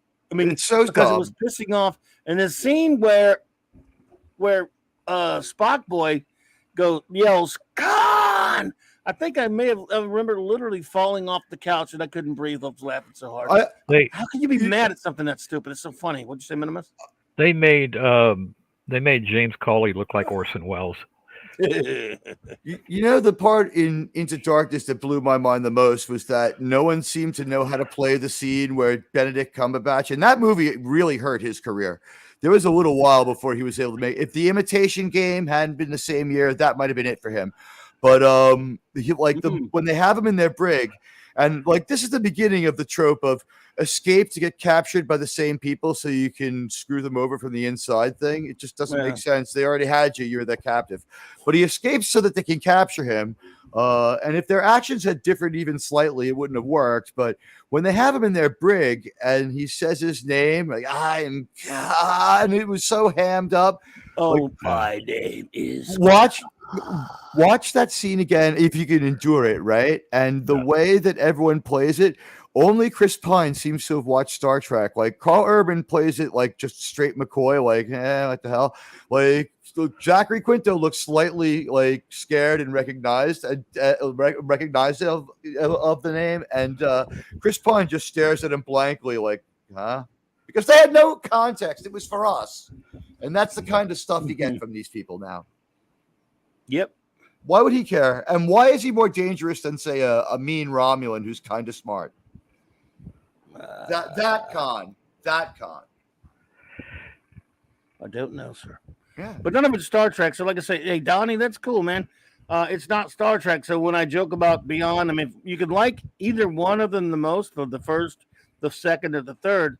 It's irrelevant since it's not Star Trek. Kelvin timeline means nothing to me because it's not Star Trek. It's called Star Trek. It's Star Trek in name only because a big corporation decides they can legally call it that. But it's just not. So yeah, and we went through that stuff where people were saying, "Well, it's not yours; it belongs to them, so they get to say what happens." We kind of had a say too, as in not going to see the stuff that we didn't like or that we didn't recognize, and then they started talking about, "Oh, it's a different timeline. It's not the one you love." The first people to do it told us it was ours. We used to get told it would belong to us. And when we said things, they didn't get mad. Remember Deep Space Nine? Oh, this show needs more characters and a ship. And about 3 seasons in, what shows up? A few more characters and a ship. And nobody got blamed. What would happen now with a problem like Cass? We're creeped out by this character. We don't like it. You botched her in creation. They would just come after us Yeah. Yeah. Because fans who actually know Star Trek are the problem. Here's the thing. I still believe what Gene Roddenberry said, that it was made for me and my friends, and that we own it and we have a piece of it. And you're not going to debase it in front of me and not have me document it. Yeah. Yeah. Well, like I said, they have the legal right to call it that, but we have the right to not accept it in our own personal headcanon and our own hearts, and just to go that, it's just, and that's been that way with comic books way before Star Trek and Doctor Who and Star Wars were being destroyed by corporations and governments in the case of Doctor Who. And so, yeah. But that's why I try not to use the hashtag on Twitter. I call it cowardly bald space robot. Yeah. Bad reboot was sucker at Outhouse. I'm trying to come up with an acronym. I need an acronym for Strange New Worlds. I'm sure it will be good. Yeah, Strange New World was Strangled New Worms sucks. It's terrible so far. Like yeah, anybody likes that filthy trash. I mean, PR's horrible, but it's just a big the first 2 seasons are just what's his face, Patrick Stewart wallowing in his own narcissism. The third one is an attempt to sucker people back in by, key jangling member berries and stupid ass, horrible non-story. And they showed that Star Trek could be done super cheap and super stupid, and people would still praise it. Yeah, they would praise it. Hey, buddy, welcome back. But it's just, the third season is just, they decided, the only smart move they made was they figured, look, there are a lot of people that love these characters. So all we have to do is bring these people back. And they will be so indiscriminate, they won't care how we do it. Not everybody, but most people. Because see, I'm an original series guy.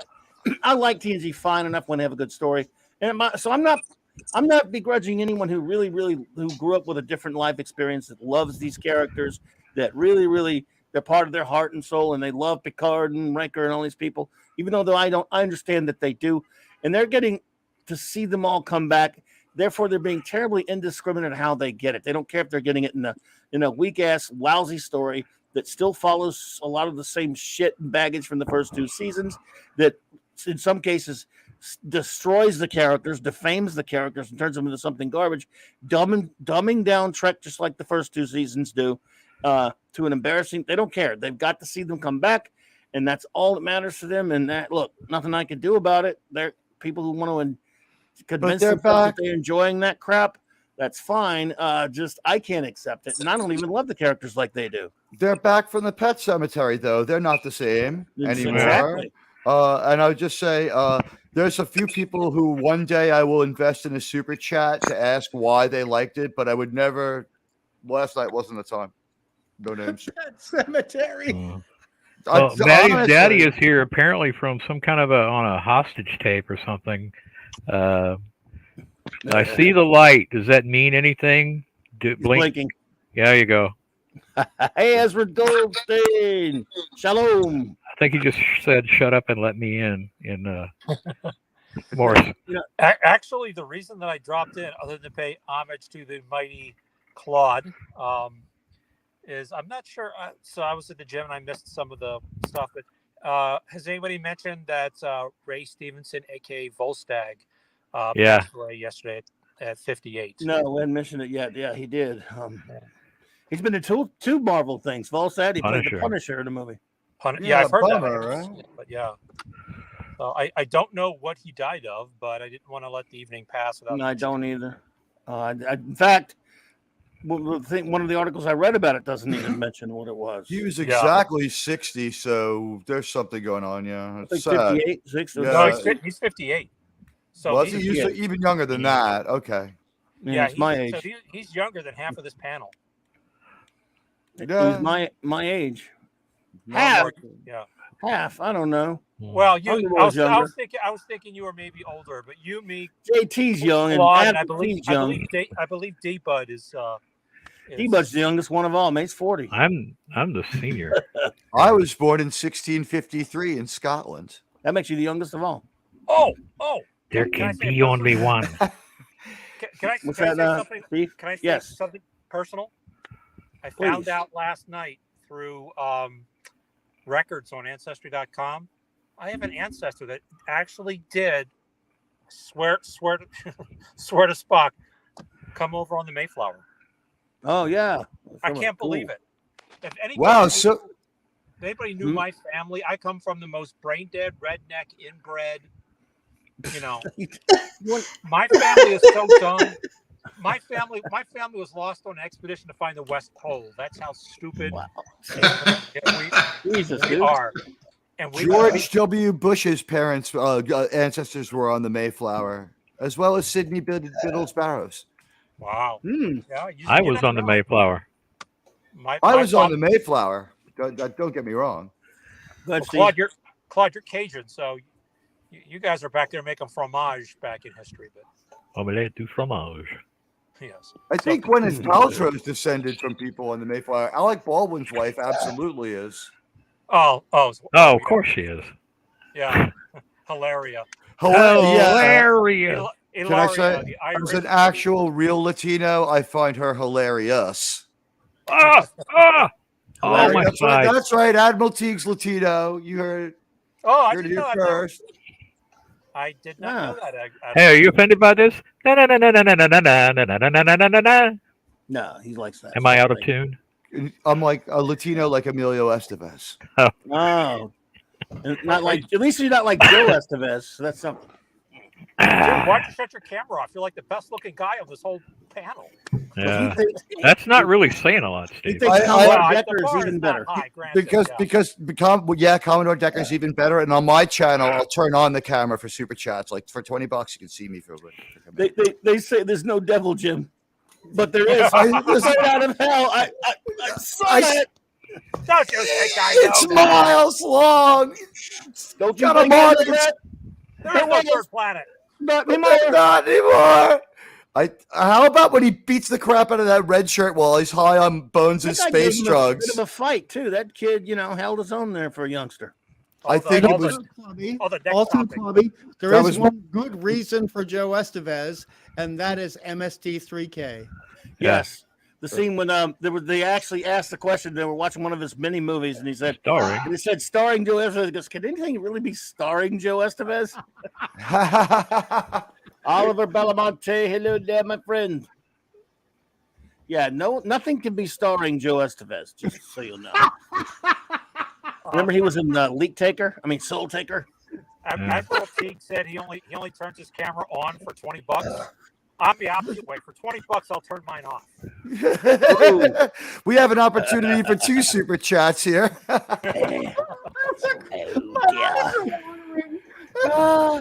I will only let you enjoy my looks if I can monetize it. I hear that for $20, Hungry Boy will color that Judge Dredd drawing of his. Go ahead, bud. I'm sorry. The things I'll do down on Queens Boulevard up the street for $20, you don't want to know. Wait, Hungry Boy, is that your drawing of Judge Dredd? I'm giving big on my cell phone. Yeah. I did that myself. Pencils and inks. Yeah. Okay. Nice. I thought it was Brian Boland from this, which believe me is very high praise in my. No, of course he knows. That's huge praise because Clubby, you and I all agree on Boland. Although we'll get into trouble with Captain Infinity because he says as a Brit it's Bolland, but we're not going to go into that today. I like Bolland though, because it sounds like bollocks. Yeah. Anyway, you slice it. That guy is a great storyteller and a great art. He's somebody kind of like to me along the lines of Kubert, who could really just get in there and work a drawing and carve those curves, define all those surfaces. And not have it overworked, as so many people do. Well, he was just slow. Metal look like metal, Thor, and make flesh look like flesh, and make hair look like hair. He understood texture, and unfortunately, as Claudia said so many times, that takes work. So the guy was always late. Very slow. Know anything about that? Claudia, I don't Interiors. think he was. I will disagree respectfully on that. I don't think he was slow. His words, not mine. He was putting in a lot more. He was putting in a lot more content into each panel than just about anybody you'd ever see out there. The guy's really. And I know, but I'm talking about deadlines. I'm not saying slow in a bet. He just, I mean, that's why he never finished the complete Judge Dredd story. Right. Yeah. You know, and then so he just took doing covers. There's a story that Vincent Van Gogh would paint one stroke, just one stroke, step back and look at the whole painting again, think about it before he made the next one stroke, as opposed to, where's the camera? Is this kind of thing? That's the camp I put Bolin into. I mean, he, like I said, he really worked his drawings without overworking them, which, as Claude and Hungry Boy will tell you, that ain't easy to do. Well, also Thor, that's what John Singer Sargent did. Yes. And he made it look loose and easy, but he had a witness to him painting at one point because there was a guy doing a newspaper article on him back in the early days of newspaper articles on artists in American history. And he said that John Singer Sargent would attack the painting like a man with a duel who was fighting for the love of his wife.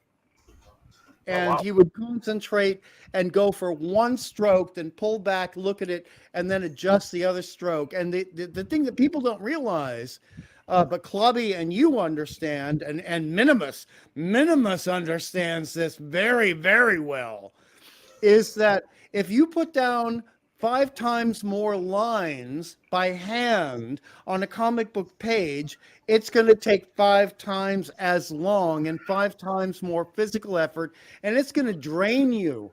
It's going to drain you. So you can go like 1963 Steve Ditko, but that's not going to take as long putting it down on the page as doing 1968 or 1969 Neil Adams thinking himself. You know what I mean? Because the physical effort has to be there to put those little minute lines down. And a lot of people don't appreciate that, but Clobby does, you do, Claude does, and a lot of people we appreciate. They understand, and that's what matters.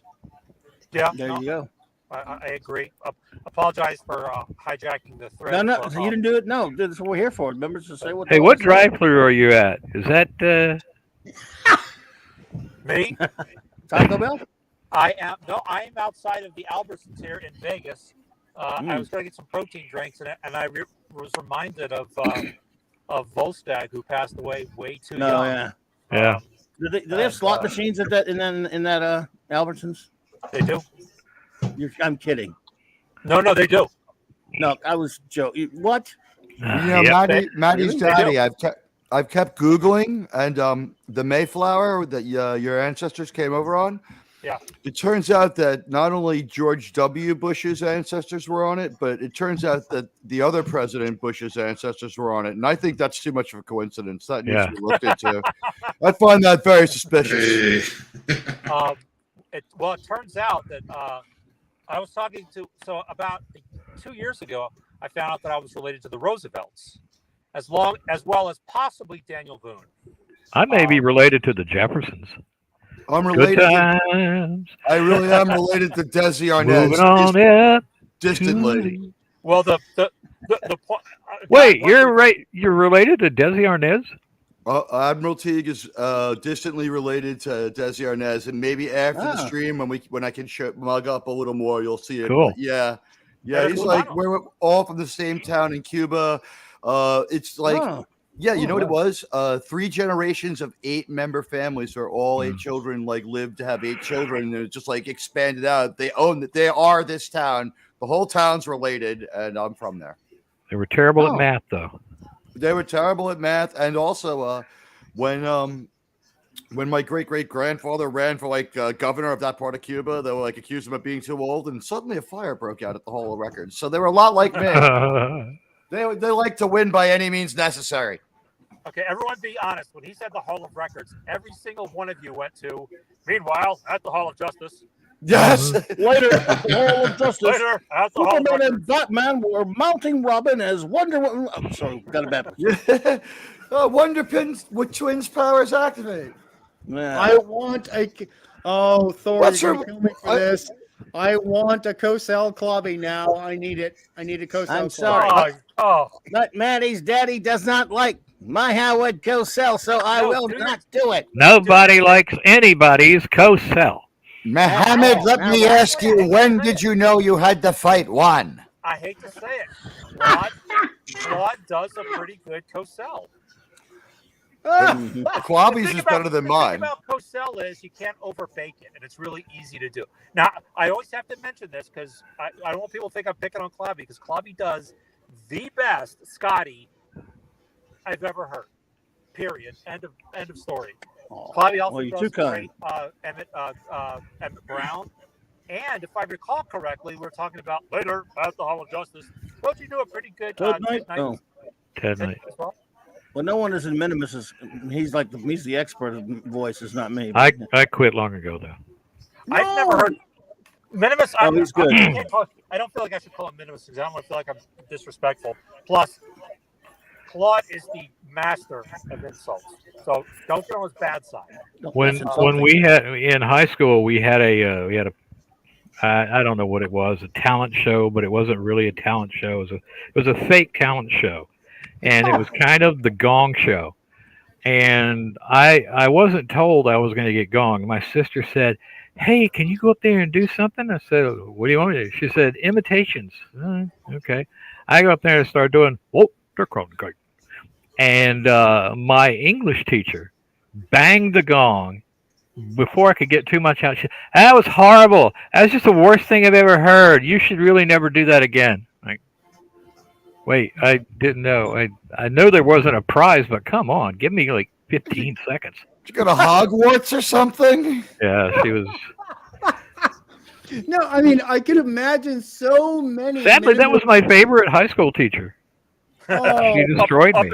How dare you stay where he stood? How dare you gong me where they stood? Yeah. I'm angry now. I'm angry, but between Minimus and Thor, Maddie's daddy, would you agree that Clobby does a very good Captain Caveman? Oh yeah. Oh yes. Better than Mel Blanc, because Mel Blanc's dead. Yeah, I agree. Actually, I've told this story before, but I met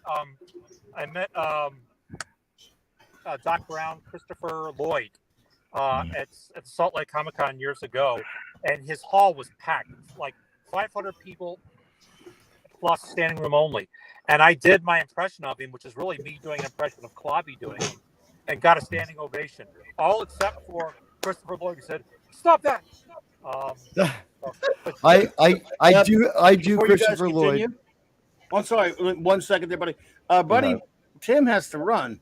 Yeah, I've got to get some other things done right now. So I appreciate you being here. Yeah, thanks for having this member stream. All right, man. Well, anytime. Of course, I'll let you know ahead of time when we do it again. You, of course, are a good, like myself, big fan of our great buddies at Retro Blasting. So I'll see you around there as well. Did you see Michael's new video about that did?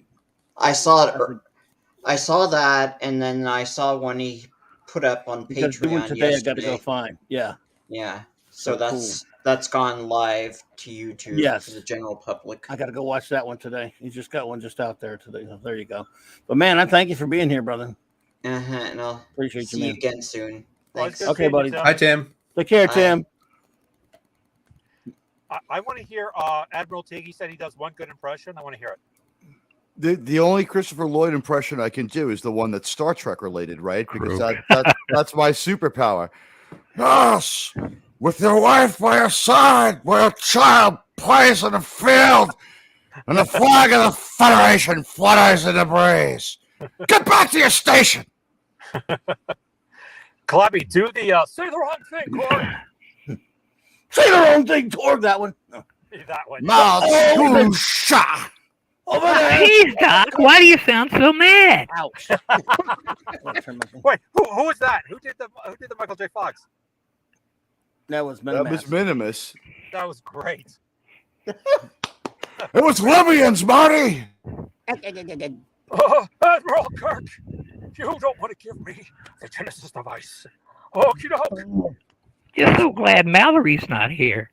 I've also gotten really good at being Raffi from acting her out on Saving Star Trek. Oh boy! Well, you know what? We take one thing. What we do is we take these terrible New Trek shows and we mock them a little bit when they fall. And so, like when we act it out, it's a little bit fun. So, like at least we can't fix it. We can't save this Star Trek, but we can make it kind of fun. I would love to hear Raffi doing my Raffi, making fun of Raffi. That would be. I can't. I mean, I can't even listen to her without throwing up, so I could not imitate her. But go ahead. She mostly yells. Let me try to think of some Raffi appropriate dialogue. If you can, because Raffi.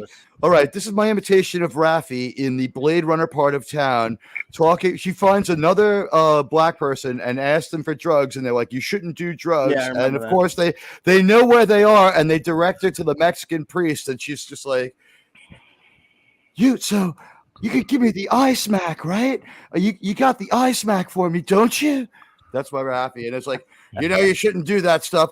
Come on, just give me a little taste.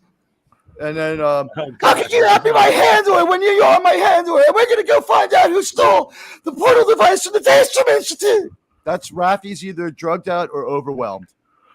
That's why she's the worst character. Seeing that coming out of William Wyndham's face. William Wyndham, yeah. Hey, Hungry, how did you like Raffi as a member of SVU? Because I know you like that show. Hey, Joseph Dredd, by the way, good to see you, Judge.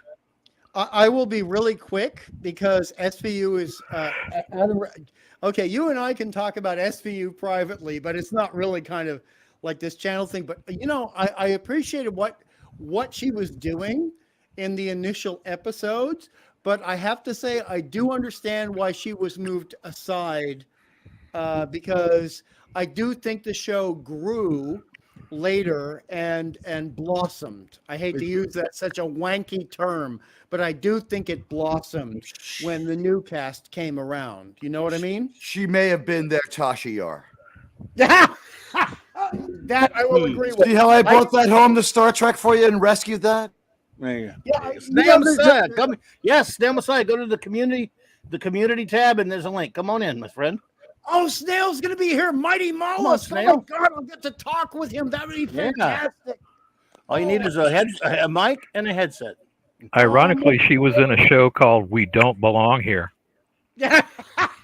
Oh wow! Does he really? There's nothing ironic about that at all. Listen, guys, eye smack, not even once. I mean, I gotta say about Minimus, and I think Clobby will agree, and this is not an ironic joke at all. When he starts cracking wise and making jokes, I'm really glad my heart pressure pills are here. Can I tell you something? And this is not bragging because I suck. You don't. For 3 years on local radio, I was and I'm doing air quotes, the producer, gag writer for an afternoon drive guy who actually did the voice of Scooby-Doo in a couple of the movies. Yeah, dude. Anyway, I had to come up with so many freaking gags that he threw away. And later I heard somebody say that if there's a room of gag writers or comedy writers and they come up with 100 jokes or gags and 3 of them are good, that's a good percentage.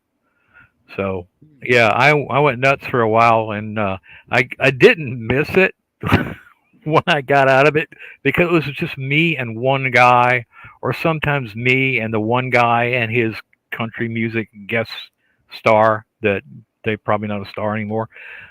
But it was fun, and it's fun, and I'm not the best at it. I knew a guy who was a whole lot better than me. Well, I want to tell a Claude story because Clobby knows this story. A long time ago, Clobby fixed me up with a woman who shall remain nameless. He'll never forgive me for this, by the way. I will never forgive you. Jan? Yes, that would be the one. And come on in, Snail. We were playing Trivial Pursuit, and Clobby asked the question. The question on the card was, "What was the name of Superman's dog?" And not missing a beat, Claude said Margot Kidder. And then Claude took off his glasses to clean them, and the date said, "You look a lot better without your glasses." And without missing a beat, he turned around and said, "You look a lot better without my glasses too." So I never insult Claudius. I don't call him Minimus because the dude will just shred you. And with that, I'm going to leave and make room because I know there's only 10 people at a time. There's plenty of room. No, we got plenty of room space, buddy. It's up to you. We got Snail coming in. You might say hello to Snail Messiah. I will always say hi to Snail. I do want to do my one, I want to do my one impression though before I leave as well. Sure. Not my one impression, but I did this one for Maddie this week, and she laughed hysterically. But she's 2, so I don't know if it's any good or not. But before I leave, I want to say, you know, your Florida oranges are a lot more juicy and delicious than your California oranges there, Nami. I don't know if that sounds anything like John Ratzenberger, but we were watching Cars, and I was doing the impression on my 2-year-old. Oh, he was in Cars, yes, of course, and in a lot of Superman movies, and even Empire Strikes Back. He was in a lot of stuff. Bunch of negatives, sir. That's so Well, which Empire? He was in Empire, yeah. Yeah. What was he in Empire? He was on Hoth. On Hoth. Oh, I'll have to watch. And he looked like a better rested Norm.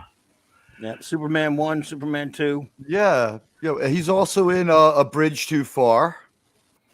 Oh wow. Yep, he's in a lot of stuff. Hey, Snail Messiah, you there, buddy? Hello there. Welcome, my friend. There you are. Good to see you. Now I really want to leave because everybody here has a really great professional voice, and I'm all nasal. We should all turn on our cameras and start looking around at each other like the beginning of the Brady Bunch because it's set up exactly that way. We'll put you in the middle, Clobby. Wait, who gets to be Robert Reed? I get to. I guess I get to be Robert Reed now, right? Hey, wait a minute. That makes me. Now Clobby's Paul Lind. There you go. I'm different squares. My God, I think I'm Cindy. Wow, Abigor. Steve has Marsha's hair. Abigor, you weren't able to pop in? You could try again if you'd like to. All you got to go to the community tab. Circle takes the square. Hollywood squares. I want to ask Gwag a question because Gwag, you've been quiet, dude. You're a comics fan, man. What did you think of that comics talk last night? With Gary? Yeah. Oh, it was really good. Cool. Sometimes you just want to sit there and talk comics, man, and just the old stuff. Oh, yeah. I miss that, so I don't get to do it enough. Even though that's what Monday nights are for, of course. So that was really cool. It was fun talking that with him. I need to get Chuck Dixon and Graham Nolan on. You think I should get them on here? Because they were really sure. cool. Yeah, if you can get them on, that would be awesome. Might try that. Graham Nolan is pretty funny. Mike Barron too. Yeah, Graham Nolan's Has anybody cool, read Chuck Dixon's Conan novel that he just released? No, I think Claude has that, don't you? It's in line. It's in line. Yeah, It starts. It's actually really good. It starts out a bit like a Robert E. Howard book, but I haven't gotten all the way into it yet. And it's not very long. No, it's not. Did you get it, Gwag? Did you read it? Oh yes, I really liked it. Oh, good. I really liked it. I need to get that. Where was this? Stores? You got to order it online? Amazon. He Yeah, has Amazon. 10 of them planned. Ah, he's a prolific son of a bitch. I mean, that dude. I mean, he's written. He has the Guinness Book of World Records for written more Batman stories than anybody, and it's not even close. How many Batman comic books, more or less, are there? I got an answer of something like 20,000 from Google. You mean like that ever existed? Like a source? I mean, like separate titles, stories that he Issues? ended up in, Oh, and good stuff like God. that, like encompassing, like crossovers and everything. I got an answer that close to 20,000. Okay. There my you go. my thought here is this: that means that if you have to see all of it, there might be no one qualified to to review, say, Batman. If you use that matrix, there's just so much material. True, so much but there. How many of those are just retellings of the origin story with the Waynes getting, mugged in the back alley? Oh, I'm a supporter of you reach Yeah, a certain competence level and you can judge any story in the franchise. You just have to understand the rules. Right. You could get up to speed on Star Trek in under 100 episodes and be able to judge any other franchise. Not that I'm not going for my 700 and change. I'm surpassed 525 this week. I've seen all the 735, but going back and doing them again is interesting in a linear fashion, and breaking apart week by week like we're doing is a little bit different. And remember, viewing them, it's one thing just sitting there binging them, but to have to actually talk about each episode like that, it does change things a little bit, because I used to like Deep Space Nine a lot more than I do now. I got to tell you. Yeah, I've noticed that it seems to be a lot of people's favorite Star Trek show, and a lot of people get angry at me for saying this, but I think that some of the things that happen on Deep Space Nine are all the wrong lessons to the new Trek writers. It's not. Yes, that's actually, we're starting to realize that a lot more. It's very antithetical to Roddenberry's vision, and I mean, so I like the show. Still, Babylon 5 is better, but please I still like the show. Don't hold this against me, but when it was on, I turned it off a lot for the darkness. No, and I was like, I I said to myself, this is un-Trek-like. And I'm sorry, I enjoy your coverage of it more than I enjoy watching the show. I can listen to you talk about it, and it's much more enjoyable than and I love the Clobberin. It's the best. And when R.M. Briggs gets going on how bad of a wife Keiko O'Brien is because of the flaws in how she's written, it's hilarious. It's hilarious. Who did we lose? We lost Steve? We lost Steve. Yeah, Mandy Stady. Oh, no. Part of the thing, though, with Deep Space Nine being so dark is that it was also on at the same time as TNG and as Voyager. And those tended to be, not always, not every episode, but week to week on average, much more upbeat kind of outlook on stuff. So, I mean, you got the darker stuff with Deep Space Nine, but you also could enjoy the brighter stuff on a different night of the week. And so, sometimes I think watching 4 episodes sequentially like this, we kind of forget what the 90s were all about with a lot of that stuff. So it was cool to have both, Right. No, that's a good point, man. Absolutely. But I mean, for a show to misfire for a month worth of episodes sometimes, come on. That might be a Mandela effect about everyone thinking it's their favorite Star Trek show. It just had some of the best episodes. Yeah. Well, Voyager, my by and latest large, is more rewatch fun. on this. Go ahead, Gwag. I'm sorry. So, no, I found on my latest rewatch of Deep Space Nine that there's a lot of episodes that aren't that great in hindsight. Like at the time, I think they were okay, but now rewatching them, I'm going, ooh, boy. And there's also a lot less emphasis on the actual war. Like it's like they're fighting for their lives one episode, and then they're doing Ferengi crap in another episode, and it kind of really is jarring the mixture of the shows. Like it's like, why are we doing Vic Fontaine here when the Dominion is blowing the heck out of this colony playing on baseball? Playing baseball and doing a heist. But have any of you ever seen Foyle's War? What? Foyle's War. It was a BBC or ITV series. I can't remember the actor's name, but he's been in a lot of stuff. He was even in Star Wars. He was in some James Bond movies. The guy who plays Detective Foyle. It takes place in the south of England, right across the channel. And there's a war going on, and he's basically a detective who has to deal with the home front stuff while there's a war going on like an hour and a half flight away. Now, I kind of think of Deep Space Nine. Sometimes, a lot of the times, they didn't have to be like on the front line.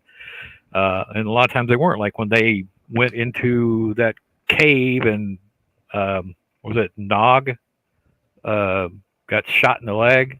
Oh, we haven't gotten that far. Oh, well, spoilers. Anyway, but it's there's a place for war in the world when a war is happening, and then there's a place for you to try to get away from it. And a lot of times that place is not designed for that. It's something you find. Like, I'm not defending bad stories or anything. I'm just saying if you like the war stuff in Deep Space Nine, or even if you don't, you pretty much have to accept that there's a place where the war is kind of outside of their thoughts. I mean, not far outside. I mean, they know what's going on, and it's horrible.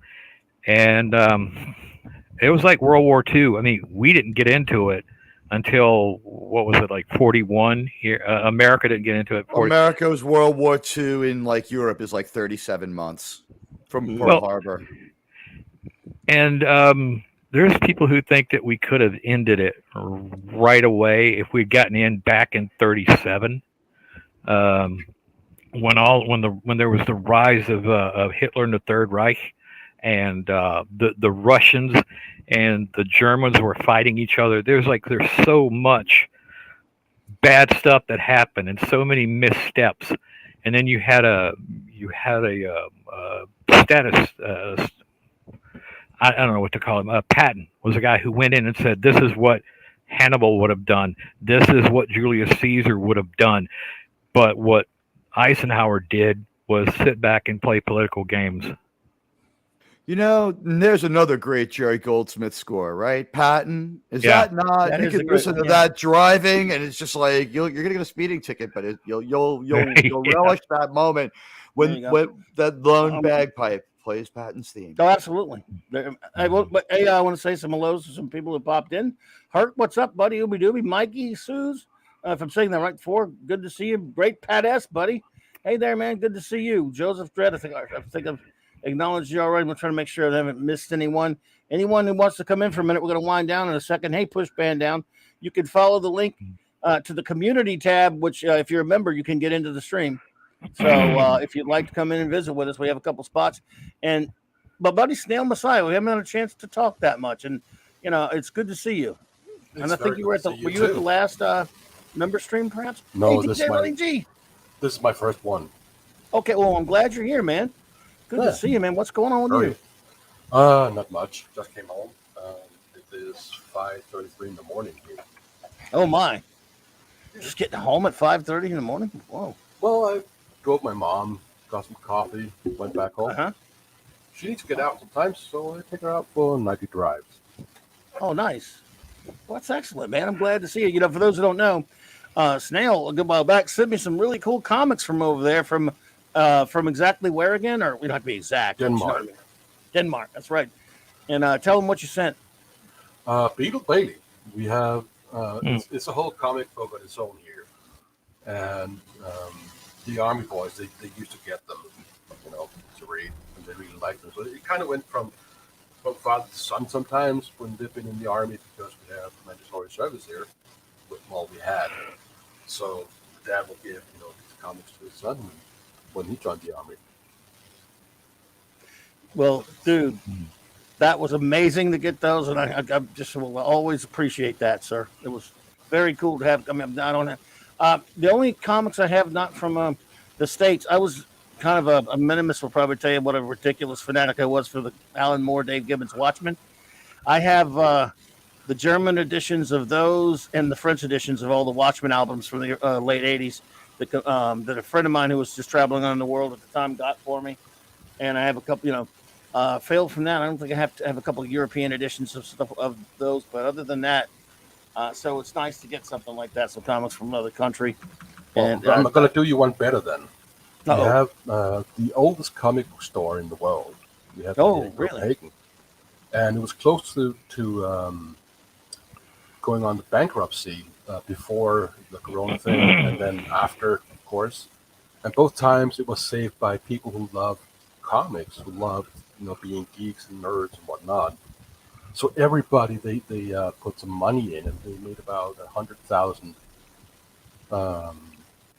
dollars to keep the comic book store going. And people who were kids and had now grown up and become business people and whatnot, they offered free services, how to run the business more efficient with the way the climate is, right? But I'm going to go in there, and I'm going to pick up some Danish copies of whatever comics I'll find and send them to you. So you have a little piece of history. Oh, dude, well, look, believe me, I'm honored. You don't hate for you to go to any kind of trouble like that, sir, but I will take them and honor them with pride if you do. And I cannot thank you enough, man. That's just too nice, everybody. Thank you. It's going to be my joy. Well, I thank get to you. go in there. Oh, God, I'd love to go in there with you. Love hitting, because nothing I love better than hitting comic shops, man. I tell you that much. I'll take some And, pictures for you. Oh, cool! Please do. We'd love to see those. And DJ Ronnie G, man, it's been. I love how you always every time I see you, got the coolest background stuff, man. I think this is. I don't know if you're here for the last and only other member stream I've done, but if not, then good to see you. Good to meet you, buddy. Hey. Yeah, man, it's my first time. I'm like, I'm winding down after work, and I was worried I was gonna get stuck for like 5 hours. So when you said you were winding down, I was like really happy I could drop in, say hi, and not feel stuck to my computer. But it's a good conversation, and I'm happy to be able to join you guys with my fleet of starships, including my Enterprise. What you got there? Oh, I got I think it's the Playmates one. I forget what brand. Galoob. Yeah, that's the Playmates one. Yeah, Playmates are right. Looks like it. Is that the old one with the blue one? Yeah. Hey, by the way, Pat S, blue. good to see you, buddy. Come on in. You got the saucer engagement right there. That. There we go. So it's a fun little toy here. I had that one. Cool. Way back when. So I'm taking it easy and stuff. I'm loving that. That's old, huh? Old school there. It is hard metal. Some of my docking clamps are a little damaged, but it still works. So, you could do the whole thing. You could pretend you're the Yamato blowing up, right? You get your antimatter containment failure, and then the saucer hits the front of your ship. Yep. Poor you could also Donald. pretend you're on... Dude, you can pretend you're on P-Hard Season 3, and you can fly inside of the stupid Borg cube. Oh, yeah. Yeah, you can do your own Borg Star run. Yeah. Borg Star. The Borg Death Star. Oh, God. Hey, D-Bud, you don't have to do that, bro. I mean, love having you here. We hang as long as you want, my brother. Oh, hey, look at that. Yeah, I just want to make sure anybody else wants to come in. Just make sure you go to the community tab. Right Admiral Teague, you're muted. There's space for you. Admiral Teague, you're muted, brother. Oh, yeah. Oh, there you go. See what you got. Let's see what you got here, sir. Your communicator. This is a good Somebody one. popped out. You can get this connects to your cell phone. You can actually. Oh, you got that one, huh? Yeah, Mark has that one. Yeah, primarily it goes on like a magnetic stand. It's really cool to have for a speakerphone if you want it. But like, it comes out with me every Halloween, and it's a pisser. Love it. You know what? Very cool, dude. Uhura answers.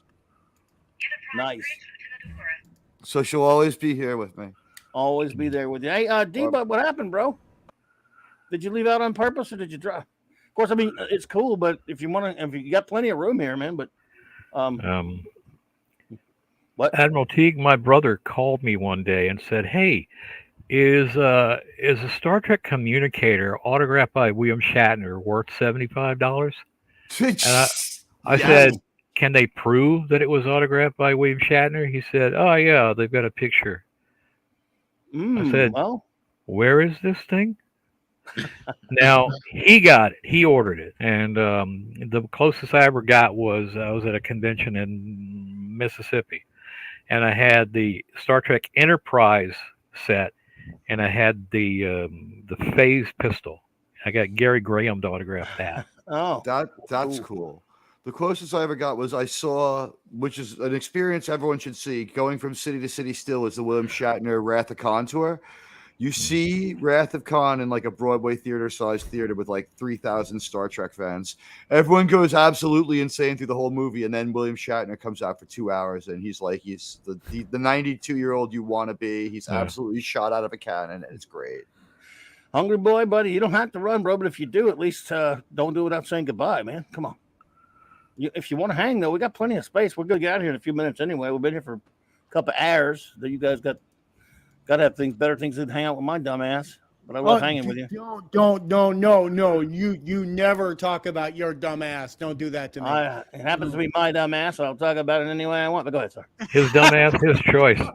A double dumb ass on you. It's pretty dumb. Double dumb ass on you on this one. Well done. No, it's like Northern Queensland versus the Bayou, brother. Man. I want to make room for Snail Messiah and anyone else who wants to come in. We got plenty of slots, dude. Jill I'd love for Jill to come in, but everyone, look, we haven't been filled up yet. There are 10. This thing holds 10. If anybody wanted to pop in, they could, but I think it's winding down now. Well, Pat S., if you want to pop in, brother. But I won't say goodbye, but could I say a compliment about the community that you bring together? Because I would never have encountered Jill if it wasn't for your channel, and if it wasn't for your love of comic books, etc., I wouldn't have encountered you. And Jill's did this magnificent stream 2 weeks ago where because she's one of the smartest people on the internet. You've said so. She was having this stream with this guy called Padre. I don't know who he is, but he's amazing. And also this guy called Tony Stark.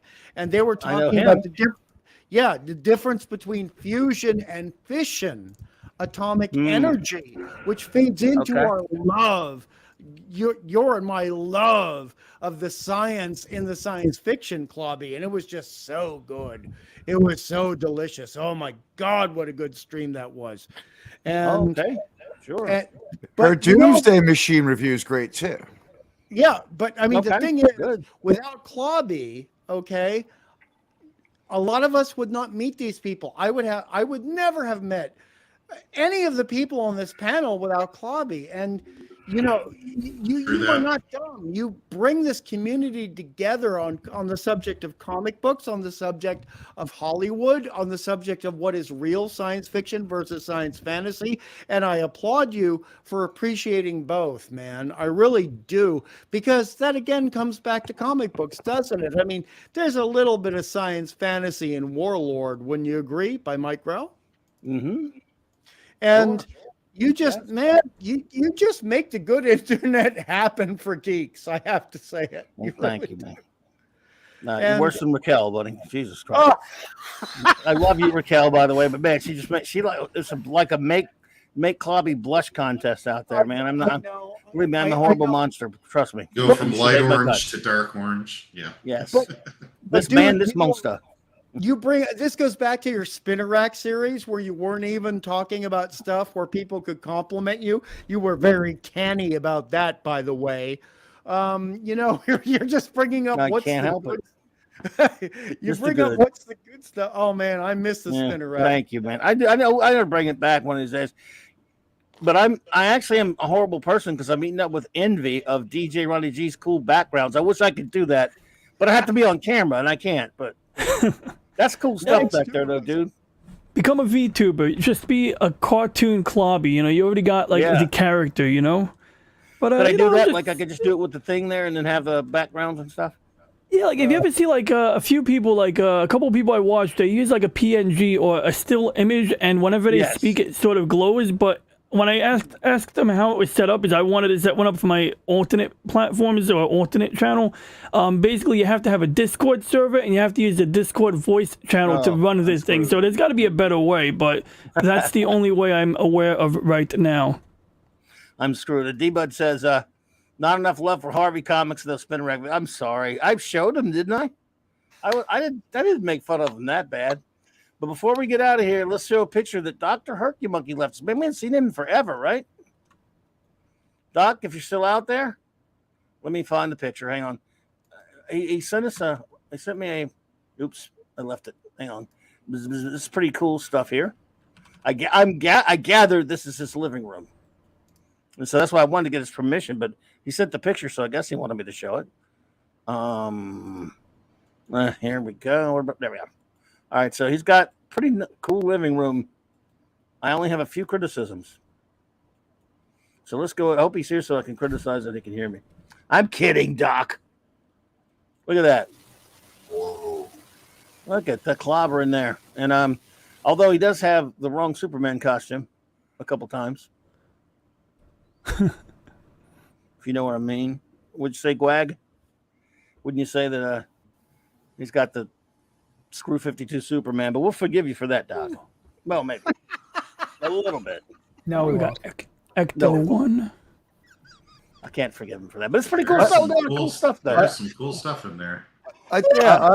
I'm just so vain. I'm fixated on the William Wyndham icon, staring back and there he is. That's basically me whenever I watch New Track. And he's got all right, Sean, take it easy, Sean.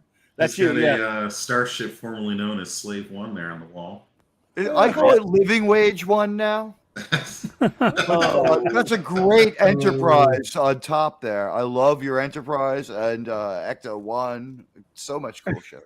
Thanks, Maddie's daddy. Appreciate you, Steve-O. And I'm glad you popped in, bro. I'm looking at it a lot closer now. Go ahead.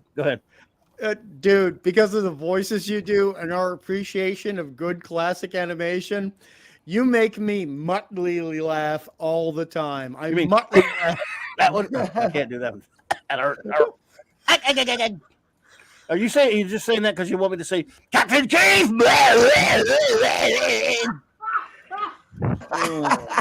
Inconceivable. Oh, yeah, he's got some cool stuff on here. Up there next to that Spider-Man.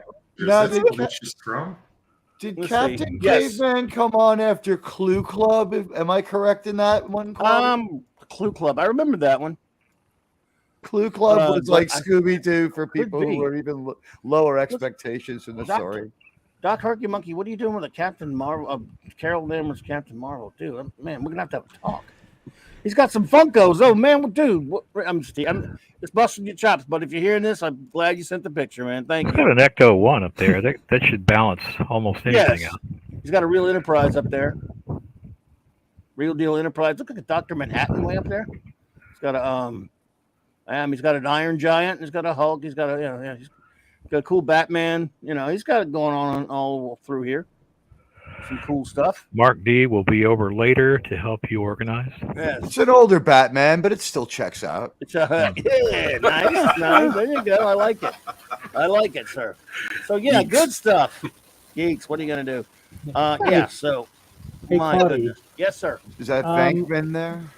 So I have a picture that sums up my opinion of the current Star Trek. Could I try to share it? Please. Okay, let's see if this works. I can't even tell who's talking right now because I have the it's Gwagnar here. Okay, Gwag, what you got, brother? Go for it. Okay, so let's see which screen is it going to share here. Meltwater. Let's see. Hang in there, Hunger Boy. Screen. Okay, here we go. Okay.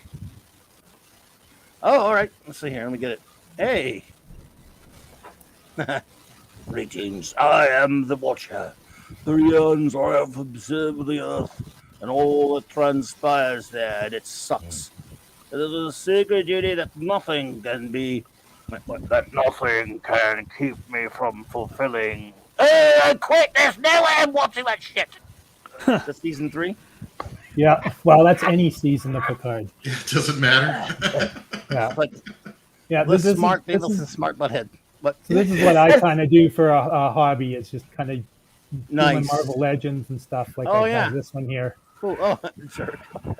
I love the Picard one. I think that summed it up quite well, actually.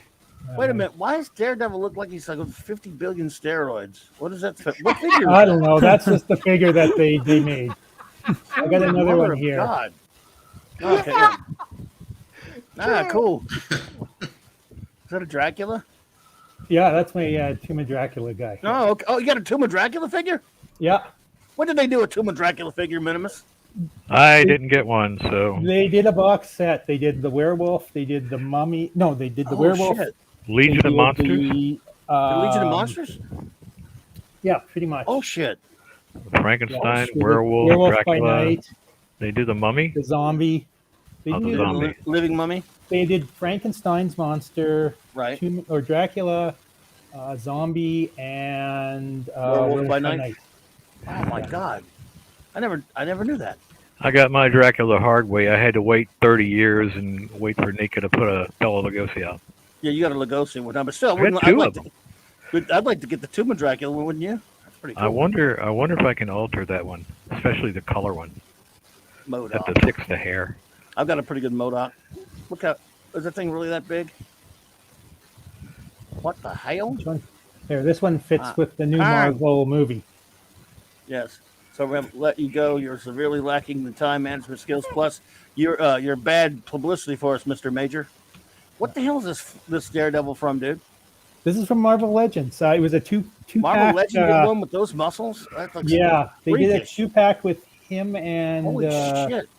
Oh, geez. What was the villain that they were facing? Oh, it's like someone was squeezing on bratwurst or something. Yeah, I mean, but I like it because it's the unmasked version. Yeah, but I mean, wow. Oh, that's cool. Yeah, from a John Byrne cover. Yeah, and then you get that Captain America. That's Abigor. Yeah, that's true. They're like the skits that Toy Fair and Wizard used to do. Yeah. Yeah, well, I did a whole Yeah, I bunch think of them. that's I have a whole bunch of them, but that's my. It's just a few Cool. I have. I have probably, I don't know, That's 100 cool, more man. pictures Great stuff. that I've done. Well, all right, well, folks, we're going to start moseying on out here. We'll go around the horn, and anyone has anything final to say, I'll start with my buddy DJ Ronnie G. Dude, man, thanks for being here, buddy. Anything you need to ask or tell us? Man, just happy to wind it down and join you guys. You know, this coming week, maybe I'll be doing some stuff. Oh, yeah, actually, I did want to bring up one thing. A week ago, I want to thank you and Raquel for, promoting Tron, the legendary Tron, and my stream that we were doing together. We rescheduled for June. So when we do it, I'll just put the word out on the Discord server. The fact that, we needed to reschedule works out for me because, I'm really good at procrastinating. So I had all these great ideas in the last minute that I didn't have time to realize, just minor things. So I'm looking forward to this. It's going to be really bumping. We're going to have all kinds of starships. We're going to have some Japanese anime franchise starships. We're going to have some Star Trek, Star Wars. So it should be a real treat. And I'll put the word out on Discord. Other than that, I'm just a very casual YouTuber. And that is all I've got to say about that. Well, thanks, buddy. And when the time comes, let me know. We'll be happy to help plug. I know Tron's a good dude, and you are too. And we appreciate you, so we'll be glad to help with that. Thank you. Snail, anything you wanted to say before we get out of here, buddy? I'm just very pleased to be here, and I'm very pleased to meet you all. It's been close to 2 years or something that I've been listening, and it really makes me happy to see so many geeks in one place and have a spot where Star Trek is taken serious, and you're not looked at like you're fucking, a crazy person for liking it. So I'm really pleased. Thank you. Well, thank you, man. You've been a great friend of this channel for a long time, and I really appreciate those comics, and just really great to have you. I'm glad you're able to stop in and hang out with us, man. Appreciate it so much. By the way, shout out to everyone who was here but had to run out. We appreciate all of you as well. JT Kirk, brother. Man, I'm glad you were here, buddy. Yeah, thank you for having me. Thank you for putting this on. It was really great to finally get on air with so many people for the first time that, I've been talking with for years, I guess now in chat. So that was really cool. So yeah, thanks for everything that you do every week in, week out with, Monday, Wednesday, Thursday, and Saturday. Of course, you can't forget that. So looking forward to season 7. Season 7 starts Saturday night. Well, thank you, buddy. Appreciate you so much. You've been a great friend of the show, and I just thank you so much. And we will hang soon. DJ Ronnie G, is that what I think it is, buddy? Look at that. Why? Yes, it is original not. Model? Yes, sir. This is indeed capped. Actually, this is the Pasteur. one from. Is that the Pasteur? This is the one from Enterprise. So this is a dataless class. But it's not the dataless class from Cisco's office. This is the dataless class that appeared on some display during an episode of Enterprise. Oh, wow. So you got like a slight swept back wing design. You don't have the ribbing here that you would usually, you got these like ribs on the dataless, but it's still a pretty faithful reproduction of the dataless. I mean, it looks dataless-like. Yeah, so, damn cool. Love it, bro. Thanks. I've been practicing. This is an earlier paint job. It's not as good of a paint job. I'm getting better at it, but I've been, periodically printing some stuff out and learning to paint it. Fantastic, man. It looks beautiful. It. Absolutely. Why, thank you. Absolutely, buddy. Gwag, what's up, man? Thanks for being here, buddy. Hey, this was great. Looking forward to tomorrow's stream, and wonder what we're going to talk about then. Well, thank you for being here, man. Appreciate it. Always really just great to see you hanging out with us when you pop in there and your stuff, your comics, and just thanks for being here. Just thanks for hanging out with us, buddy. I appreciate you. And Admiral, wait a minute, wait. Don't say anything yet. Let me do it right. I lost it. I don't have con anymore, so I'll just have to say it myself. Admiral, go for it. Admiral Teague is around to check on your progress on a channel named Admiral Teague. I document the crimes of New Trek and celebrate shows like Old Star Trek and The Orville. And I want to just say, Clobby, kind of just an inspiration to me, an inspirational figure. Anti-derivative Jill led me to you, so I came up the chain in a slightly different direction. But your Saturday Night Star Trek has made me like reconsider and kind of renewed a small love for Deep Space Nine. And is Voyager next? As a fan, I want to know. It is next. Oh, I'm excited for that because I like that deal, man. I have a lot more enthusiasm for Voyager in general. I don't know why. Yeah.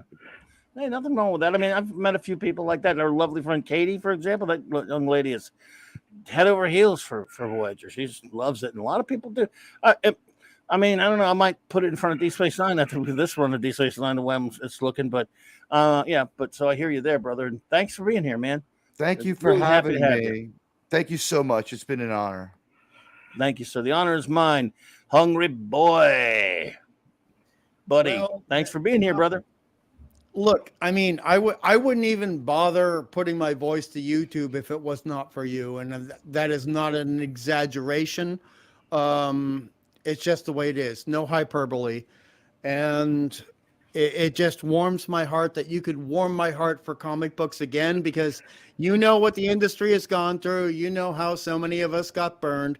But I'm not going to talk about myself. I'm going to talk about other people who are clobberers, clobberinos. And they wanted me to be on their show. So King Dolphin TV, we're going to be talking about, I suggested it to him, the interaction between prog rock and Starlin's Warlock, and how nice, you know, how weird music I think influenced Starlin to make that series. And then also Dead Man Walking, we'll be talking about the Zuni figure that you find so creepy and terrified all of us as kids. All of us. That damn thing. Oh, so we're going to be talking about how wonderful Trilogy of Terror. That's the movie it comes from, the 1975 television movie. We're going to be talking about that, you know, and I will be bringing up, I hate to say it, how that influenced a lot of us comic book artists, dude. And that's in tribute to you. I'll be bringing in a little bit of you into that stream because, again, oh man, I was getting fed up with YouTube until I encountered you through Paulie, man. Oh, well, I'm glad you did, bro. I'm so glad you did. And hey, Matthew Pounder, good to see you there, buddy. Well, I'm glad you did, bro. Memebers Prime. Yeah, I'd like to promote my theater troupe. We've been working really hard. We don't have the greatest budget of all. We're going to be doing Julius Caesar and in our own version of it, a low budget Shakespeare in the parking space, and we're going to do it as long as we have quarters. So come out and see us next to the Crazy Gates Motel. We'll be doing fine as long as everybody has a book to pass around. Were you doing it in the road? I mean, well. Everyone, I want to thank you all. It's a comedic speed bump. No, it was good. I just don't know how to answer it because you never told me about this group. Just move along. No, it's just having some difficulty with my okay. All right, everybody. Well, I want to thank you all for being here with us tonight. Let me see who's with us. Obviously, all of our members, you all know who you are, and thank you so much. Lady Miss, it's lovely to see you hanging out with us. It's great to see you there. I'm just so happy to see you. Little Scotty, thank you for popping in. Oliver Belamonte, thank you. Pop Culture Republic, thank you. And all you fantastic members or not members, I'm just glad you're here. I want to thank anyone who may have been lurking and anyone who listens later on a download or a repeat. This was just so much fun, and we will do it again. Other than waiting forever and always saying I'm going to do it, I figured out this has taught me that I guess the best time for me to be able to do it is on a Tuesday night. That'll be the set time, at least once every month, or maybe just do it bi-monthly, every 2 months. I'm not worthy enough to do it once a month, so I'll probably do it every 2 months instead of twice a year, which I've averaged down by doing this the second time since freaking November. So that's ridiculous, and I'm sorry that it took so long, everybody. Hey man, everybody have a great night. Let me pretend like we're still doing the show and play this, and we'll get out of here. Good night, everybody.